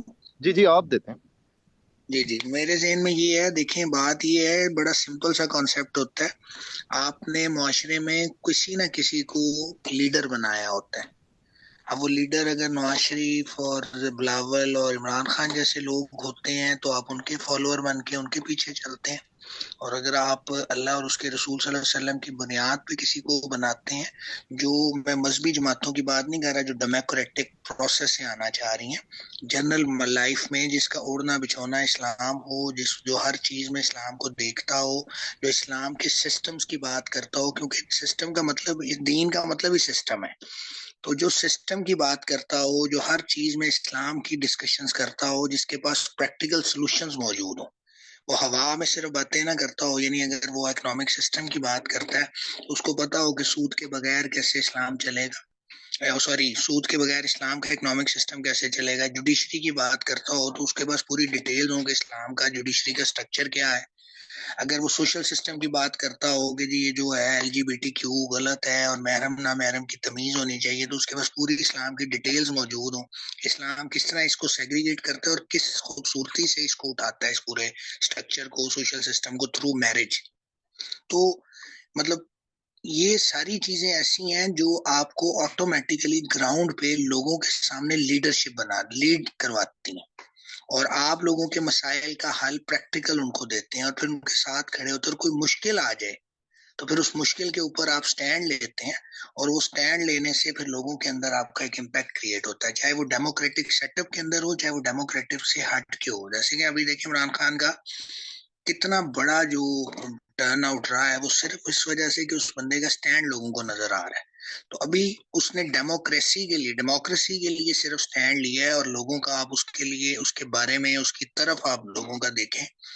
तो अगर यार कोई बंदा इस्लाम के लिए, अल्लाह और उसके रसूल सल्लल्लाहु अलैहि वसल्लम के लिए, दीन इस्लाम के लिए, उसके आखिरी रिवाइवल के लिए, आखिरी दफा जो है दुनिया का आखिरी दौर जो है वो खिलाफत मिनहाजुल नबुवा है, तो उसके ऊपर अगर कोई बंदा स्टैंड लेता है, तो आप सोचिए उसके लिए तो इंसान सारा कुछ लुटाने को तैयार हो जाएगा। मैं बड़ा वाज़ेह फर्क समझता हूँ।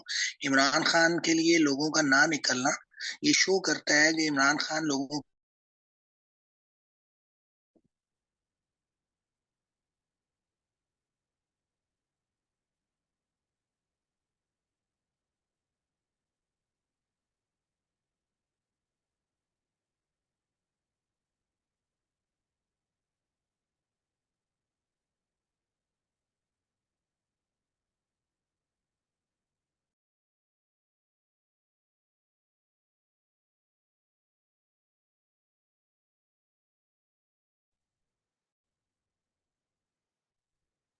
अस्सलाम वालेकुम। जी खालिद भाई, आप कुछ बात कर रहे थे, प्लीज इसको कंटिन्यू कर सकते हैं आप?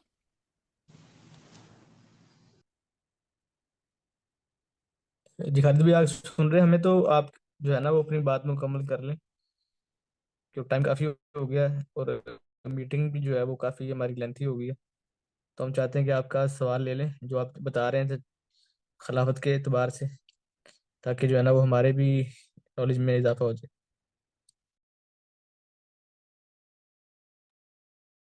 जी, आप बता रहे थे कि ऑन ग्राउंड कैसे इकट्ठा होना है, वहां पे क्या स्ट्रेटजी होगी, तो आप उसी को कंटिन्यू कर सकते हैं प्लीज। अच्छा, खालिद भाई आए थे। महद, आप खालिद उनसे भाई बात करें आप। खालिद भाई 1 मिनट आ रहे हैं। मेरा सवाल था बीच में, लेकिन वो फिर खालिद भाई बोल रहे थे तो मैं कर नहीं सका। सॉरी यार, मैं बोलता जरा ज्यादा हूँ, सबसे माजरत। नहीं, आप बहुत अच्छा बोल रहे थे, आप प्लीज बताएं, अपना पॉइंट क्लियर करें, तो मैं बहुत आपको अच्छा बताया। जी मैं ये कहना चाह रहा था कि इमरान खान के और हमारे एफर्ट के नतीजे में जो फर्क आएगा मेरी समझ के मुताबिक, तो ये आएगा कि वो लोगों को सिर्फ दुनिया के लिए डेमोक्रेसी के अंदर दो पार्टियों के खिलाफ और उनके सपोर्टर्स के खिलाफ इकट्ठा कर रहा था, और उसके पास एक ही एजेंडा था। हमारे पास तो एजेंडा दीन इस्लाम की रिवाइवल। तो दीन इस्लाम का रिवाइवल दुनिया में और आखिरत दोनों में सुरखरू करने वाली चीज है, और ऐसी चीज है जिससे दुनिया भी बनती है और आखिरत भी बनती है। और मुसलमान को जो चाहिए वो इरजी इला रब्बी की राजियत मर्जिया फदखुली फी इबादी वदखुली जन्नती।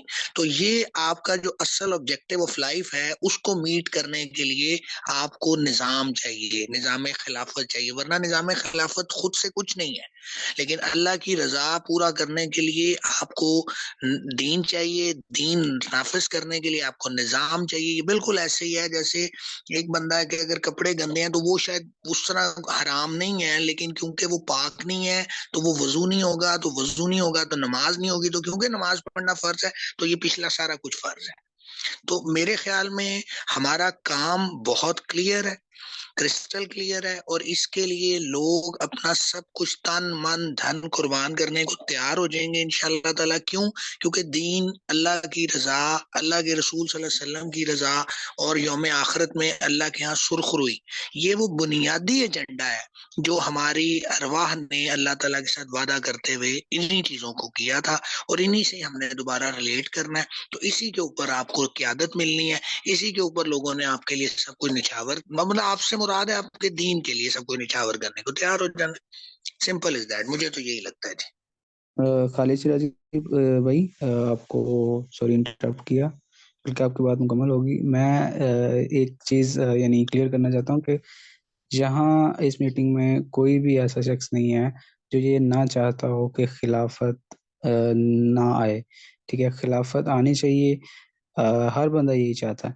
लेकिन जो हमारी मीटिंग का जो मेन मकसद था वो मेरा और महमूद और कासिम का जो था ना, वो एक बीच में जो पॉइंट टाई पड़ गया था ना, उसकी बेस पे ये मीटिंग रखी गई थी। तो वो पॉइंट मैंने क्लियर कर दिया है। तो बाकी इन क्वेश्चंस जो ये क्वेश्चंस लिखे हुए हैं इन पे होनी थी बात। ठीक है, तो वो बिल्कुल बीच में जो है ना, वो कुछ पॉइंट मुझे नहीं पता था, वो आपने, कासिम भाई ने और बाकी लोगों ने जो है वो क्लियर कर दिए। और मेरा जो पॉइंट था, हो सकता है मैं वो मतलब कि जो मेन पॉइंट था कि आया वोट देना चाहिए या नहीं, और दूसरा जो कासिम भाई ने जो मेरा सारी क्वेश्चंस के सॉरी डिस्कशन के बीच में से जो सवाल निकाला था, वो ये था कि आया एमएनएस को तबलीग करना छोड़ दी जाए, या सिर्फ और सिर्फ जो है वो उन लोगों को इंगेज किया जाए कि वोट ना दें। ठीक है, क्योंकि डेमोक्रेसी का और इन सारी चीज़ों का जो है वो उनको अवेयरनेस दी जाए कि ये चीज़ें इस तरह हैं, डेमोक्रेसी ये कहती है। ठीक है, जैसे कि आपने और कासिम भाई ने और महमूद भाई ने और बाकी सब ने जो पॉइंट्स रखे डेमोक्रेसी के लिए, तो क्वेश्चन मेन ये बन रहा था, यानी कि इस पे बात होनी थी। ठीक है, खिलाफत बिल्कुल सबका यही पॉइंट है कि होनी चाहिए। ठीक है, और कोई भी इससे डिसएग्री नहीं कर रहा। तो ये दो क्वेश्चन जो है ना, इन पे अगर थोड़ा थोड़ा ब्रीफ हो जाए तो ये आखिरी जो है हमारा टॉपिक होगा। सलमान, आपकी बात ये समझाऊं कि आप ये कह रहे हैं कि एमएनए दावत करनी चाहिए या नहीं करनी चाहिए, या जो पॉलिटिशियन हैं या जमातों के अमीर हैं इनको देखें। बात ये है, अल्लाह के रसूल हजरत मोहम्मद मुस्तफ़ा सल्लल्लाहु अलैहि वसल्लम 650 दफा अबू जहल के घर गए हैं। पहले मुझे पता चला 350, फिर कहीं से अपडेट मिला कि 650 दफा। मतलब आप सोचें कि अबू जहल है जो हला का बाप है, तो उसको भी जाके तबलीग कर रहे हैं, लेकिन उस सिस्टम का हिस्सा नहीं बन रहे, जबकि वो खुद ऑफर लगा रहे हैं कि 1 साल अपना दीन लगा लो, 1 साल हमारा लगा लो। इसको समझेंगे, बुनियादी फर्क समझें। जी, हज़रत मोहम्मद मुस्तफ़ा सल्लल्लाहु अलैहि वसल्लम अगर 1 साल इस्लाम नाफिज कर देते, तो आप सोचें कोई पागल का बच्चा होता, वापस उसी गुमराही में चला जाता। उन बच्चों को जिंदा दरगोर को और खाना काबा में नंगे तो पे और शराब नोशी पे और जना की बातें खुले आम करने से इस्लाम के इतने खूबसूरत दीन के बाद कोई पागल था जो दोबारा जाता, और वो पहला साल देने को भी तैयार थे नबी सल्लल्लाहु अलैहि वसल्लम को। लेकिन आप देखिए, इतना सा भी समझौता नहीं किया कि अगर मैं 1 साल इनसे इस बात पे ले लूं तो इनकी इस बात को मान रहा हूँ कि इनका दीन भी ठीक है और मेरा दीन भी ठीक है। लेकिन इस्लाम में तो लकुम दीन तुम वलिया दीन, तुम्हारे लिए तुम्हारा दीन है, मेरे लिए मेरा दीन है। इस हद तक कंप्रोमाइज नहीं है। तो आप अंदाजा लगाएं कि तो मजहबी जमातों को तो कोई बंदा पास नहीं फटकने दे रहा, और ये बेचारे उस वोटिंग सिस्टम के जरिए आके अमेरिका की आशीर्वाद से इस्लाम को नाफिज करना चाह रहे हैं। अंदाजा लगाएं आप।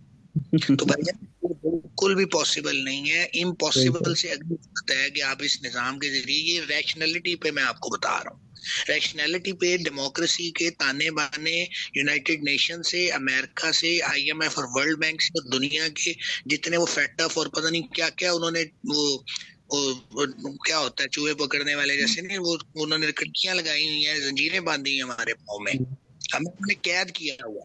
ये तो इस कैदों से आजाद होकर जब आप सोचेंगे तब दीन की तरफ आएंगे। तो पहली तो बात ये सर, एमएनएस को एमपीएस को बिल्कुल दावत देनी है। वो मुसलमान हैं, वो अल्लाह रसूल को मानने वाले हैं, जैसे हम नहीं समझ रहे थे उनको भी नहीं पता, उनको भी दावत देंगे और बिल्कुल देंगे और बेहतरीन दावत देंगे, और उनके साथ इज्जत से पेश, उनको इज्जत से और दलाइल के साथ समझाने की कोशिश करेंगे। और अगर उनके अंदर थोड़ी सी इंटेलेक्चुअल ऑनेस्टी हुई, जो कि बुनियादी शिक है किसी भी बात को, किसी भी फिक्र को सीखने की, तो इंशाअल्लाह ताला वो उसको बिल्कुल मानेंगे। और वो अगर आ जाते हैं तो आपके मेरे से वो बहुत बेहतर है, उनसे एक्सेस उनके पास बात करने का तरीका लोगों को समझ के शायद बेहतर है। वो भी डेमोक्रेसी के ऊपर लोगों को कन्विंस कर रहे हैं, वो अल्लाह के दीन के ऊपर अगर करना शुरू हो जाएंगे तो आपसे मेरे से शायद बहुत बेहतर हो जाएंगे। जी, ये पॉइंट हो गया क्लियर। अगला जो था टाइप पॉइंट जो था, जो मैंने दूसरा रखा था कि मतलब टाइप पॉइंट था, लेकिन मेरा यहाँ मकसद वो नहीं था कि जो मैं मतलब बता दें आप पॉइंट, वो वॉइस में था। ठीक है, यहाँ नहीं मैंने कोई पॉइंट वो रखा, लेकिन वॉइस में था जो मैं समझाऊं पूरी, वो दूसरी वॉइस सुन के। तो वो ये था कि आया मेरा मतलब कि यहाँ हिकमा का पॉइंट था कि आया उसको ये कहा जाए कि जी मैं तुम्हें वोट नहीं दे रहा लेकिन तुम मेरी ये बात मानो, या आया उनको ये कहा जाए कि उनकी लालच को ट्रिगर करने के लिए कि वोट तुम्हारा है लेकिन ये बात मेरी सुनो और मानो। ठीक है, बहुत एक्सीलेंट आपने बात की है। देखिए अल्लाह ताला के रसूल हजरत मोहम्मद मुस्तफा सल्लल्लाहु अलैहि वसल्लम को चचा ने ना जिंदगी में एक ही बात मांगी है, बाकी सारी उनको प्रोटेक्शन दी है, उनका ख्याल रखा है। अबू तालिब की बात कर रहा हूँ। अब देखिए ना 8 साल के बाद परवरिश करने वाले सिर्फ अबू तालिब हैं और अपने बेटों से बढ़ के या उन जैसे मोहब्बत करने वाले चचा हैं, और सारी जिंदगी में एक ही बात मांगी है, और वो भी नबी पाक हजरत मोहम्मद मुस्तफा सल्लल्लाहु अलैहि वसल्लम की हयात के लिए कि भाई वो अब तुम्हारे पीछे पड़ गए हैं, तुम्हें कत्ल कर देना चाहते हैं, शहीद कर देना चाहते हैं, खुदा के लिए इस काम को छोड़ दो, अपनी जान बचा लो। तो अल्लाह के रसूल सल्लल्लाहु अलैहि वसल्लम कितने आराम से, देखिए मेरे ज़हन में ना रैशनैलिटी पे बात आती है कि यार एक चचा है जिन्होंने सारी जिंदगी पाला पोसा और इतनी मोहब्बत की है, और अल्लाह के रसूल सल्लल्लाहु अलैहि वसल्लम से कितनी मोहब्बत करते हैं, फौरी तौर पे मान जाना चाहिए था कि चचा चलो आपने एक ही बात मांगी है, सारी जिंदगी में मान जाता हूँ। लेकिन आप देखें कि क्या फरमाया है, और ऐसा फरमाया है कि दोबारा से चचा ने कभी सोचा ही नहीं। कहा जी एक हाथ पे सूरज रख दें, एक हाथ पे चांद रख दें, या तो मैं इस दीन को राइट कर दूंगा और या फिर मेरी इस रास्ते में शहादत हो जाए। तो आप सोचे यार मैं उस एक बंदे से सिर्फ बात करने के लिए दीन बेच दूं, मैं उससे बात करने के लिए अपना ईमान बेच दूं, मैं उसको सिर्फ बात सुनाने के लिए कि वो मेरी बात लालच ट्रिगर करने के लिए मैं शिर्क का हिस्सा बन जाऊं। और ये आप देखें वोट क्या है, वोट वो इमानत है जिस बेस पे उसने जाके पार्लियामेंट में शराब नोशी के बिल पास करने हैं, LGBTQ+ को उसने लॉन्च करना है, उसने IMF और वर्ल्ड बैंक को इकोनॉमिक सिस्टम में बेसिस के तौर पे इस्लाम के बिल्कुल अल्टरनेट के तौर पे अडॉप्ट करना है, उसने इस्लामी सजाओं को दुनिया के मुताबिक जालिमाना और जाबराना साबित करके और दीन से हटे हुए कवानीन को नाफिज करना है, और मैं उसके किए हुए में हर चीज में गुनाहगार हूँगा। ये सदका जारिया जैसे कि आपने किसी को ये इख्तियार दिया है, आपने किसी को इस जगह तक पहुंचाया है कि वो ये काम कर रहा है, तो आप सोचें कि फिर वो कितना खतरनाक। तो बिल्कुल नहीं कर रहा वो कहना आपने बहुत अच्छे तरीके से माशाल्लाह बहुत अच्छे तरीके से समझाया है। सर सलीम भाई यही जी मकसद था इस सिराज मीटिंग भाई का। एक रिक्वेस्ट है, सूरा काफिरून का जरा तर्जुमा भी जरा एक्सप्लेन कर दीजिए जरा मेहरबानी। उसका सर जी सूरा काफिरून ये बड़ी रेलिवेंट है इस टॉपिक की जो आप बयान कर रहे थे। सूरा काफिरून का जी जी वो यही है ना, उसका मफहूम मैं एक्सप्लेन करता हूँ। अल्लाह कमी बेशी माफ फरमाए कि ए अल्लाह के रसूल हजरत मोहम्मद मुस्तफा सल्लल्लाहु अलैहि वसल्लम इनसे फरमा दीजिए कि मैं उसकी इबादत नहीं करता जिसकी इबादत तुम करते हो, और फिर फरमा दीजिए कि मैं उसकी इबादत और तुम उसकी इबादत नहीं करते जिसकी मैं करता हूँ, और फिर फरमा दिया कि तुम्हारे लिए तुम्हारा दीन है और मेरे लिए मेरा दीन है। तो यार इसमें तो मेरे भाई सलमान प्यारे आपने इतना अच्छा क्वेश्चन किया ना, मैं आपको बता नहीं सकता, क्योंकि यार आप लोगों के पास ना ये नब्ज है, ये मुआशरे की नब्ज है, ये कोई मैं इसको बुरा नहीं समझता। मैंने कल का भी आपका क्वेश्चन बिलीव करो इतना जबरदस्त क्वेश्चन है, वो आपने पुट ही नहीं किया हुआ कि एडमिनिस्ट्रेशन में ग्रीन लाइट पे खड़ा होना, रेड लाइट पे खड़ा हो जाना, ग्रीन पे चल जाना, और जितनी एडमिनिस्ट्रेशन की चीजें, भाई ये तो एडमिनिस्ट्रेशन है।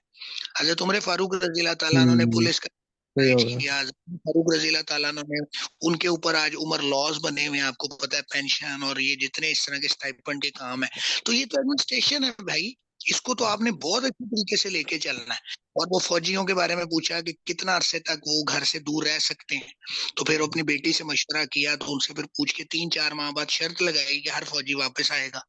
फौजियों का निजाम बनाया, ये जो छावनिया सिस्टम है ये हज़रत अली उमर से बनी हुई है, अगर कोई गलती ना हो रही हो अल्लाह ताला माफ फरमाए।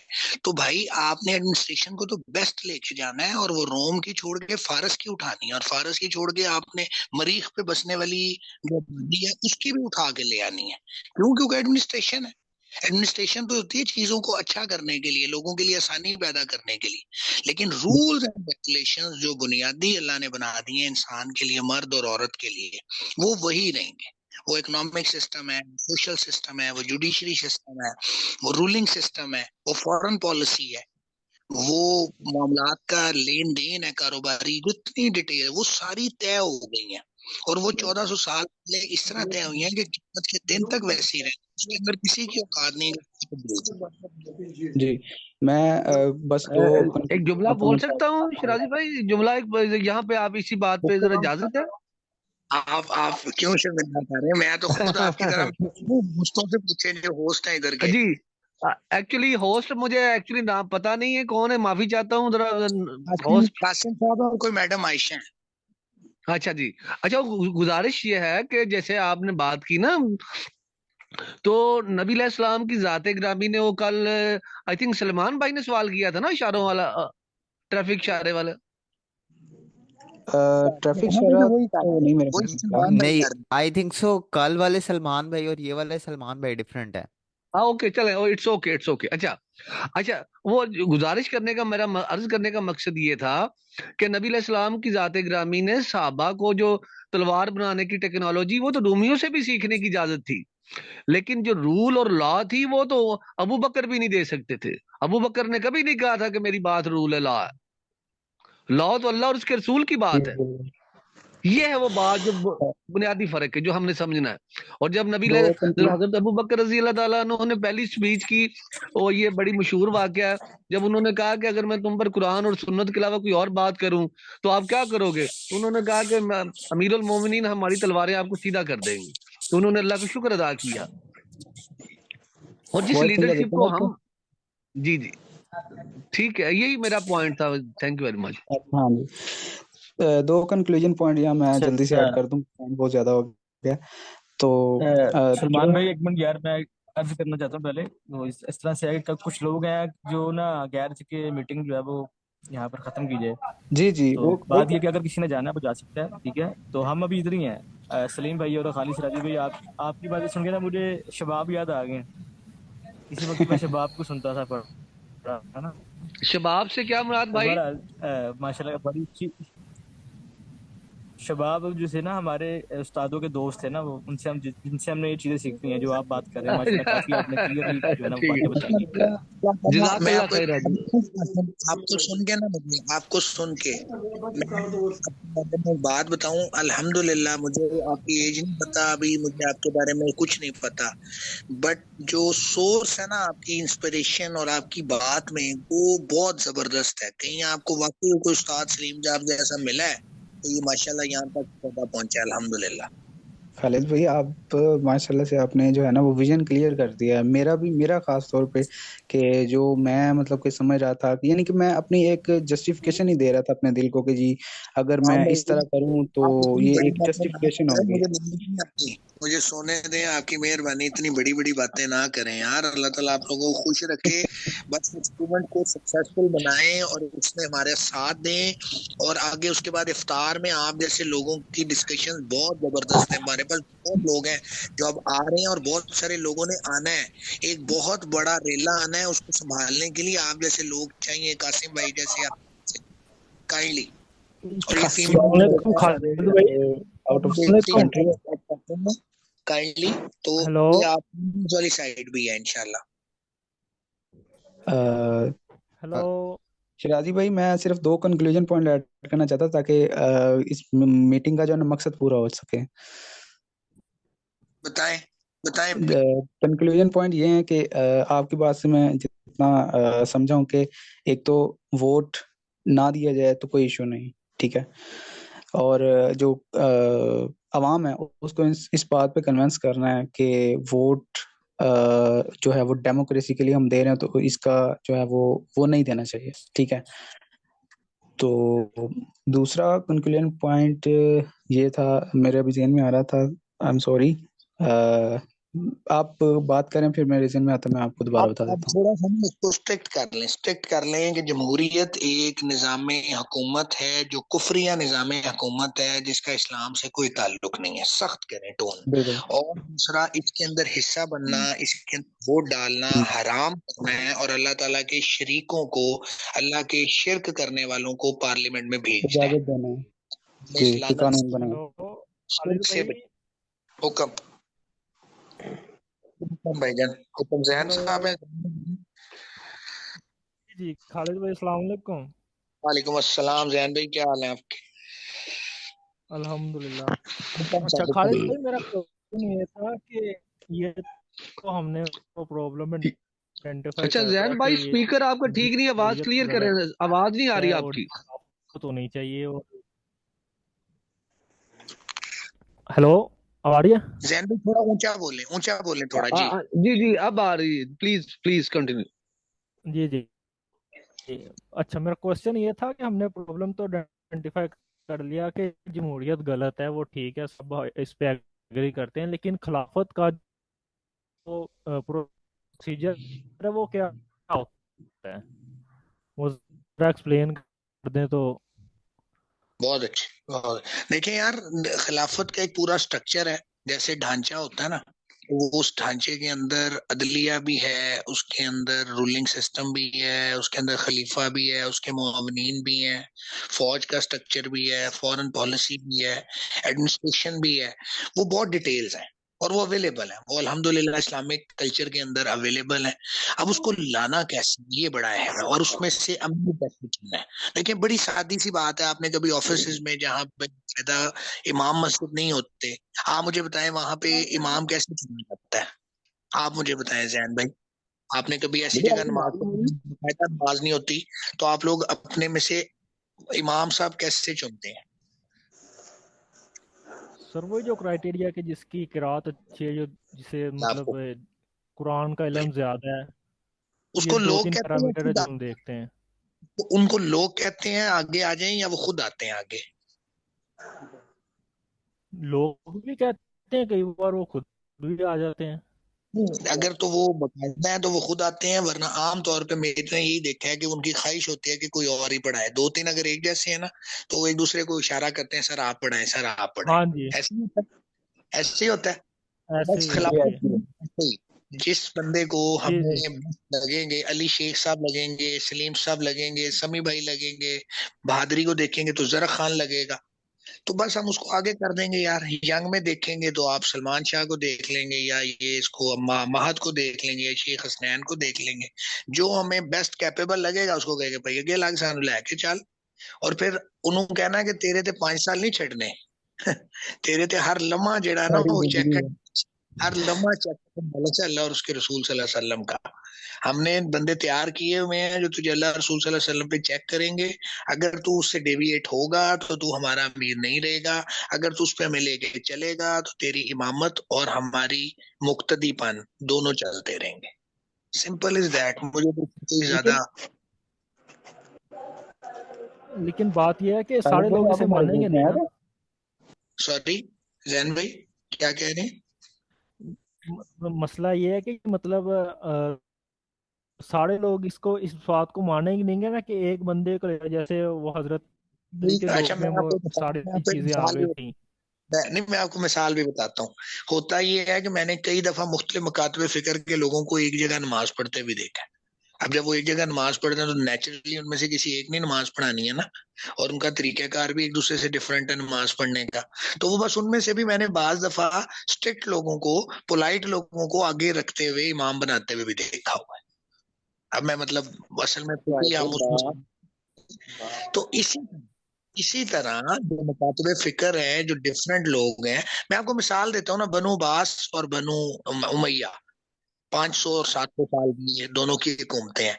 तो आप गौर कर लेना, तो एक जो है वो बनु अब्बास है, और इमाम जाफर सादिक से हैं, और एक बनु उमैया है जो इमाम अबू हनीफा से हैं।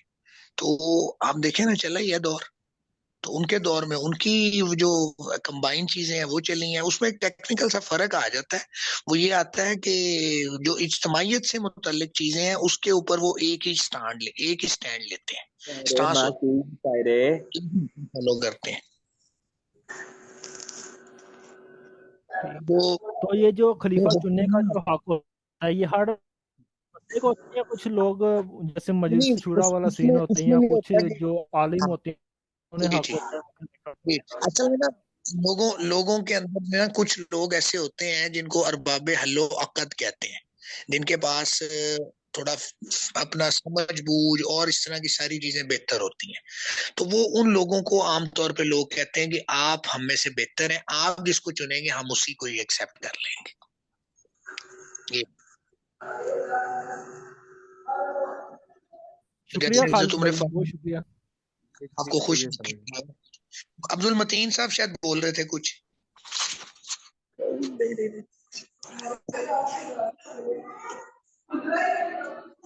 खालिद भाई, बेसिकली एक सवाल है कि लोगों को तो अभी तक दीन का मतलब ही नहीं पता ना। लोग कंफ्यूज हैं। जैसे ही हम बात करते हैं कि दीन की बात करते हैं तो उनके माइंड में एक ही चीज आती है कि नमाज, हज, ज़कात, रोजा, ये इस तरह की चीजें आ जाती है उनके माइंड में। अब वो सिस्टम को यही समझते हैं, उनके पास यही है, पीटीआई और ये इस तरह की पार्टी बाजी और इस तरह की चीजें हैं उनके पास सामने।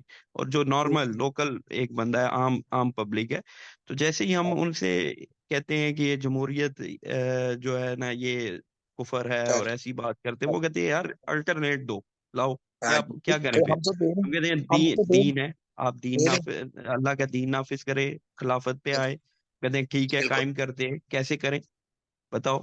चलो चलते हैं, कहाँ पे जाएं, तलवारें उठा लें, क्या करें। असल में यानी इस पता तरह है की मैं आपको बताता हूँ ये बड़ी सादी सी बात है। जिस बंदे ने डेमोक्रेसी, अब मैं आपको सिंपल सी बात बताऊं, मुझे आज तक, क्योंकि डेमोक्रेसी से शदीद नफरत है ना, तो मुझे आज तक इसका पूरा प्रोसीजर नहीं पता।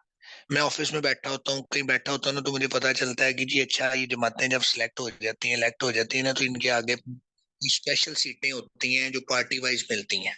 4, 4.5 इसको मिल रही हैं, 5.5 इसको मिल रही हैं। फिर जनाब इनका कोई वो भी होता है, अकलियतों का भी कोई कोटा होता है, तो ये कोटा वो कोटा, मेरा इंटरेस्ट नहीं है ना। तो मेरे से कोई जमहूरियत पे बात करेगा, मैं कहूंगा यार कोई एनजी करके हो जाता है। अब बात आपने जो बड़ी इंपॉर्टेंट की ना, कि वो जिस चीज को दीन समझते हैं ना, उसके लिए वो ये भी पूछते हैं। यहाँ पे हमारे मस्जिद में ना तो वहां पे इतवार वाले दिन ना असर के बाद फिकी की डिस्कशन होती है। तो सर आप यकीन जाने, मैं ऐसे ऐसे सवाल वहां पे सुनता हूँ ना कि मेरी रूह खुश हो जाती है कि सर जब वजू करके हो ना, तो वजू करके तो पाँव पहले कौन सा उठाना है और दूसरा बाद में कौन सा उठाना है। और जब पाँव करके आ रहे होते हैं तो टॉवल तो होता नहीं, तो पाँव साफ करके खुश करके सफ पे आना है कि उसके बगैर ही आ जाना है। आप समझ रहे हैं मेरी बात? क्यों? क्योंकि उसको वो दीन समझ रहा है। तो अगर आप खिलाफत को निजाम हुकूमत के तौर पे वाहिद सोल्यूशन और वाहिद सिस्टम के तौर पे लेंगे, तो फिर आपको उसको मेरे से पूछने की जरूरत नहीं, उलमा कराम से पूछेगा, खुद रिसर्च करेगा, खुद उसको पॉजिटिवली लेगा। ये जो एटीट्यूड है ना, तो आप इस एटीट्यूड को अगर गौर करें तो ये एटीट्यूड ही अब नॉर्मल है। ये एटीट्यूड जो है, अच्छा फिर की करिए, फिर इधर चले जाइए, फिर उधर चले जाइए, नहीं जी नहीं, फिर तुसी छाल ही मारते हो।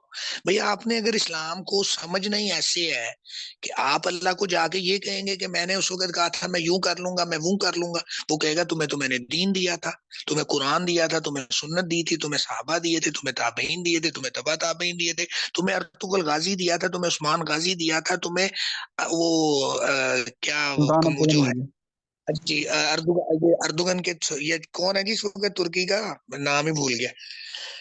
तैयब उर्दुगान के जरिए पूरा पूरा इस्लामिक कल्चर मैंने ड्रामाई अंदाज में तुम्हारे बच्चों को और तुम्हें बिल्कुल दिखवा दिया था, और फिर भी तुम्हें समझ नहीं आई, तो फिर तो तुम्हारी ज्यादती है ना। तो अब आप इस तरह से समझें इसको, तो उसको हम भी बताएंगे। और उसके अंदर जब आप दीन को एज ए सिस्टम डेवलप कर देंगे ना, अभी ये कमी आपने खुद ही बता दी है कि वो दीन जिसको समझता है उसके लिए स्ट्रगल करता है। अगर वो खिलाफत को भी दीन की एसेंशियल तौर पे ले, डेफिनेटली वो हमसे भी आगे आके उसकी रिसर्च करेगा और वो चाहेगा कि उसको खालिद भाई, सबको एक प्लेटफॉर्म चाहिए ना। प्लेटफॉर्म कहाँ पे जमा करें हम लोग सबको? एक पॉइंट मैं ऐड करूं। हाजिर हो गए हैं मुझे आपके, देखेंगे आपका क्वेश्चन और वो पीछे 1-2 क्वेश्चन और कासिम साहब की एक्सप्लेनेशन कमाल हो गया। अल्हम्दुलिल्लाह, मुझे नहीं पता महात्मा क्यों भेजा, मुझे समझ आ रहा है आपकी वजह से भेजा है ये लिंक, मुझे नहीं पता था इसने मुझे क्यों भेजा है। तो बहरहाल मैं आपको बता दूं, आप जैसे लोग आइडियल लोग हैं, आप हमें ज्वाइन करें। हम एग्जैक्ट इसी जो मॉडल है इसके ऊपर काम कर रहे हैं। हमने हर इलाके के अंदर दायरे अरकम मॉडल के ऊपर हमने दायरे अरकम बनाने, दायरे अरकम जहां दीन सीखना और सिखाना। अभी हम एक स्लोगन भी बनाने जा रहे हैं, मैं अली शेख साहब से डिस्कस किया, हमारे जो कप्तान है, तो इंशाल्लाह बहुत जल्दी आपको मिलेगा इंशाल्लाह, लर्न इस्लाम एंड टीच इस्लाम। सिराज भाई, मैं एक पॉइंट ऐड करना चाह रहा था इस में आपकी इंशाल्लाह एक्सप्लेनेशन में ही ईमान आपको प्लीज मुझे टॉपिक बात थोड़ी रिलेटेड मुकम्मल ईमान प्लीज। तो आप अच्छा लोगों की अच्छा हेल्प चाहिए कि हमें अभी बहुत बड़ी गैदरिंग इकट्ठी कर रहे हैं, 6 से 8 10 हजार दुआ कीजिएगा और आप शामिल हुएगा इंशाल्लाह। 3 मार्च अलहमरा ओपन एयर मुजाफी स्टेडियम, ठीक है सर, 3 बजे से लेके रात इंशाल्लाह। साहिल स्टूडेंट्स हमारे campus है। उसके बाद हमने उन सारे स्टूडेंट्स के साथ सर ये जो दीन सिखाने का सेंटर है ना वो खोल देना है और हर इलाके में खोल देना है, हर घर खोल देना है।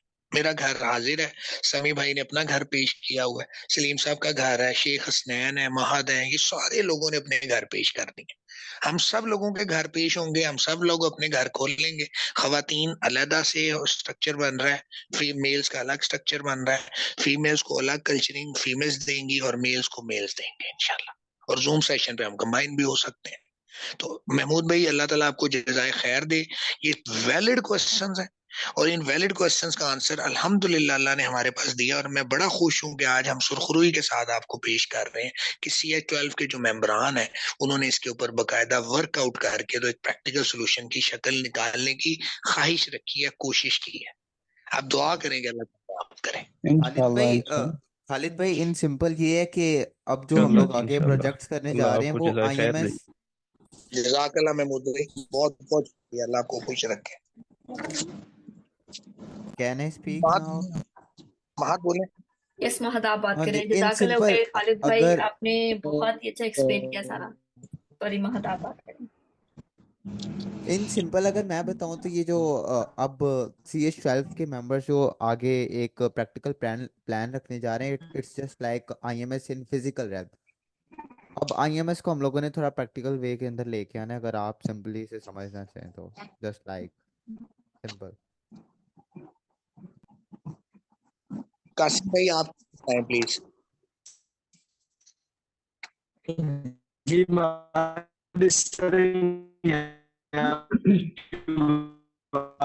कासिम भाई आपकी आवाज इंटरप्ट हो रही है।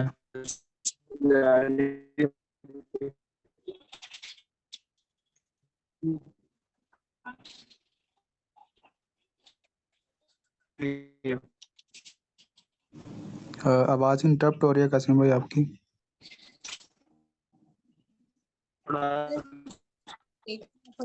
मैडम आयशा आप कुछ एक्सप्लेन कर दें।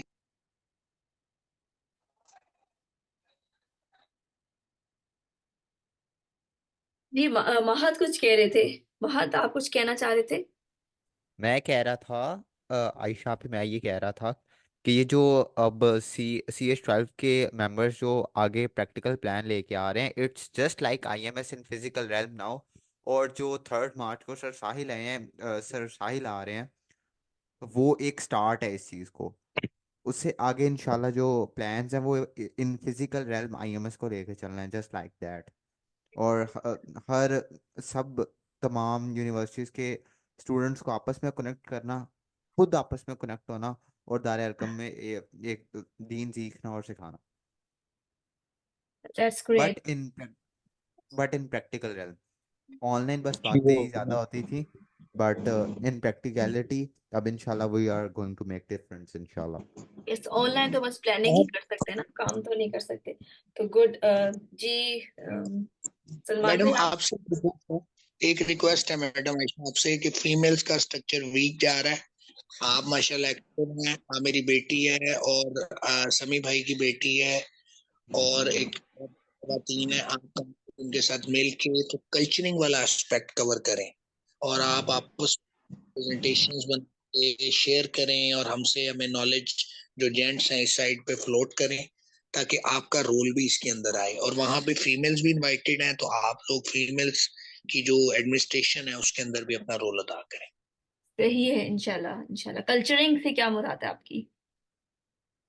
जो हम कर रहे हैं अभी जमहूरियत के ऊपर, आप डेमोक्रेसी के ऊपर प्रेजेंटेशंस बनाएं और आप इकोनॉमिक सिस्टम के ऊपर बनाएं, आप सोशल सिस्टम के ऊपर बनाएं, आप मुख्तलिफ हदीस की एक्सप्लेनेशन करें, बाइबल से रिलेटेड है क्योंकि इस्लाम तो बहुत विस्तृत है, तो सारा कवर करना तो मुमकिन नहीं है।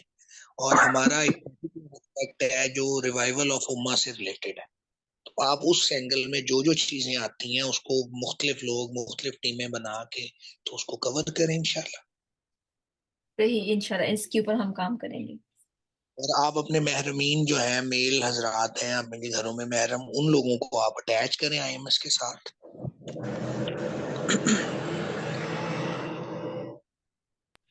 अच्छा खालिद भाई, मैंने पहले भी ग्रुप में एक दो दफा कहा था कि जो IMS के मेंबर्स हैं, जिस पिंडी में, इस्लामाबाद में, यहाँ पे हैं, तो उन्हें लिंक किया जाए। ये मेरा हमेशा से एक सजेशन थी कि सबको लिंक किया जाए आपस में ना, सेम से केस के जो लोग हैं।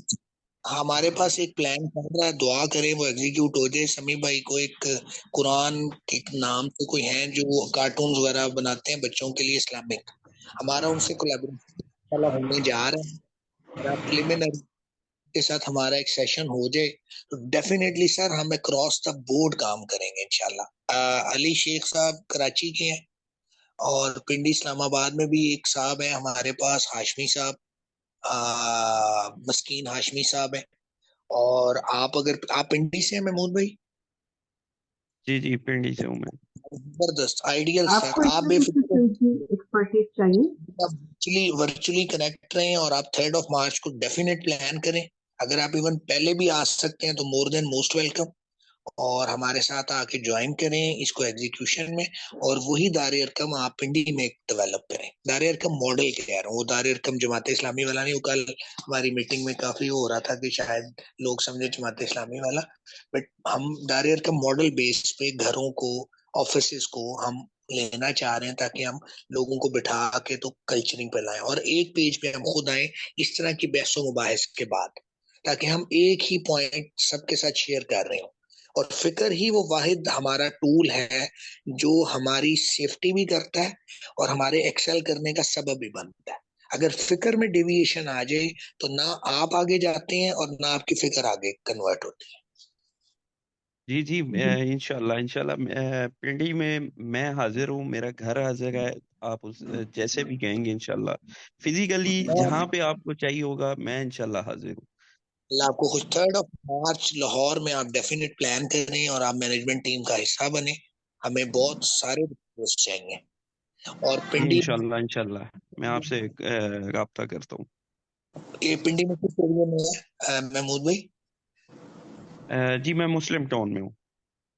ये आपका मीडिया टाउन जो है इस्लामाबाद में, रिवात, उससे कितनी दूर है आप? उससे काफी दूर हूँ। ये आपका इन सिटी में आ जाता हूँ मैं, चांदनी चौक सेटेलाइट टाउन उसके पास। सैटेलाइट टाउन, ठीक है। जी जी 7th रोड के पास है नवाज शरीफ जो पार्क है और क्रिकेट स्टेडियम है उसके जी पास जी है। जी, बिल्कुल उसके पास, बिल्कुल बिल्कुल। तो सर इंशाल्लाह बनता रहेगा, इंशाल्लाह बनता रहेगा। श्योर इंशाल्लाह। महमूद भाई के सवाल मतलब क्वेश्चन में जो आपने आंसर दिया था उसमें थोड़ा सा पॉइंट में ऐड करना चाह रहा था, वो अब अगर मौका मुझे दिया जाए। जी जी बोले। मतलब महमूद भाई आपका बेसिकली क्वेश्चन ये था कि कन्वेंस कैसे किया जाए लोगों को, कि मतलब आगे से जो सवालात होते हैं कि कहाँ कहाँ करना है, कैसे करना है, चलो आज चलें, इस तरह के। तो महमूद भाई ने मतलब सारा ब्रीफ किया। तो इसमें एक दो पॉइंट्स मैं ये ऐड करना चाह रहा था कि अगर आपने किसी को कन्वेंस करना है ना, तो मैंने कासिम भाई को भी वॉइस किया था, उसमें भी बताया था। तो आपने अगर आपका जो मेन क्वेश्चन था वो खिलाफत के बारे में था, तो आपको खिलाफत के फायदे और नुकसान बताने पड़ेंगे उनको। ठीक है, वो आप एक अपना नोट्स में बना लें कि ये फायदे ये हैं, नुकसान ये है। मतलब नुकसान दूसरा नुकसान है वो, अपना नहीं, बाहर जो कुफार का नुकसान होगा या इस तरह। जैसे कि हम कह सकते हैं कि जी नमाज रोजे से इसराइल को क्या फर्क पड़ रहा है, कुछ भी नहीं। तो उनको फर्क किससे पड़ेगा? खिलाफत से। जब खिलाफत आएगी उसके बाद मुजाहिद तैयार होंगे, फिर जब जहाद होगा, ठीक है, उस आयत का कोट करके हवाला दे दें, इस तरह करके मतलब मुख्तलिफ वेज से आप कन्विंस कर सकते हैं लोगों को। तो मैं जितना मतलब कि देख पाया हूँ या कर पाया हूँ, मैं 5-7 लोगों को कन्विंस कर पाया हूँ। ठीक है, हालांकि मैंने वो टॉपिक्स और थे, खिलाफत नहीं थी। तो आहिस्ता आहिस्ता मतलब कि मैं खिलाफत पे भी ला रहा हूँ। ठीक है, बात कर देता हूँ भी, लेकिन साथ साथ जो है वो फिर जो है ना मतलब अपने दोस्तों के सर्कल में, और जैसे कि जहाँ जहाँ मेरी फिजिकल इंटरप्शन होती है, यानी कि करने के जहाँ भी मैं जा रहा हूँ, ठीक है, तो वहाँ जब मैं इस तरह की चीज को बयान करता हूँ तो फिर उनके टॉपिक्स में से ही मैं उसको गोल मोल करके इधर लेके आ जाता हूँ। ठीक है, तो वही वो वही आपको थोड़ा सा आना चाहिए। यही दावत कुछ ठीक बोला है, यही दावत कुछ तो बोला। अच्छा सलमान आप लाहौर से हैं? नहीं, मैं ना बेसिकली 100 किलोमीटर है, वैसे फैसलाबाद की तहसील बनती है तालने वाला, वहां यार से। हम फैसलाबाद भी चाह रहे हैं, आप फैसलाबाद को भी देखें, वहां पे भी बनाएं, और आप एक ज्वाइन तो करें ना 3 मार्च को। हम आपको अ, मीटअप रखते हैं संडे, तो आप आए पहले तो, ठीक है? फैसलाबाद हम प्लान फैसलाबाद कर की लेंगे। बात कर रहे हैं। अब मैं कह रहा हूँ, जब हम रखें, हमारी ख्वाहिश है कि उधर भी हम आए और उधर भी लोगों से मिलें, आप अच्छा हमें अच्छा, मिलवाइए। लेकिन आप अभी बेसिकली 3 फाइल मार्च को प्लान करें, और लाहौर में जब कोई मीटिंग होती है तो मैं आप सबको दावत देता हूँ, आप सब आए। अगर लाहौर ठीक के है। हैं तो फिर इर्द गिर्द के मेल्स हैं तो वो भी देख लें। बाकी हम जूम लिंक भी शेयर करते हैं, वो माहद आपको कर देगा, आप वो भी ज्वाइन कर लें वर्चुअली। मतलब ऑनलाइन भी हम देख सकेंगे और फिजिकली भी जा सकते हैं। ऑनलाइन भी जी, फिजिकल तो उसका अपना इम्पैक्ट है, लेकिन ऑनलाइन भी जी अवेलेबल होगा। अच्छा, ये वाजिद ठीक हुसैन है, साहब कुछ बता रहे बड़ी देर के, अगर अवेलेबल है तो। जी जी, करें करें।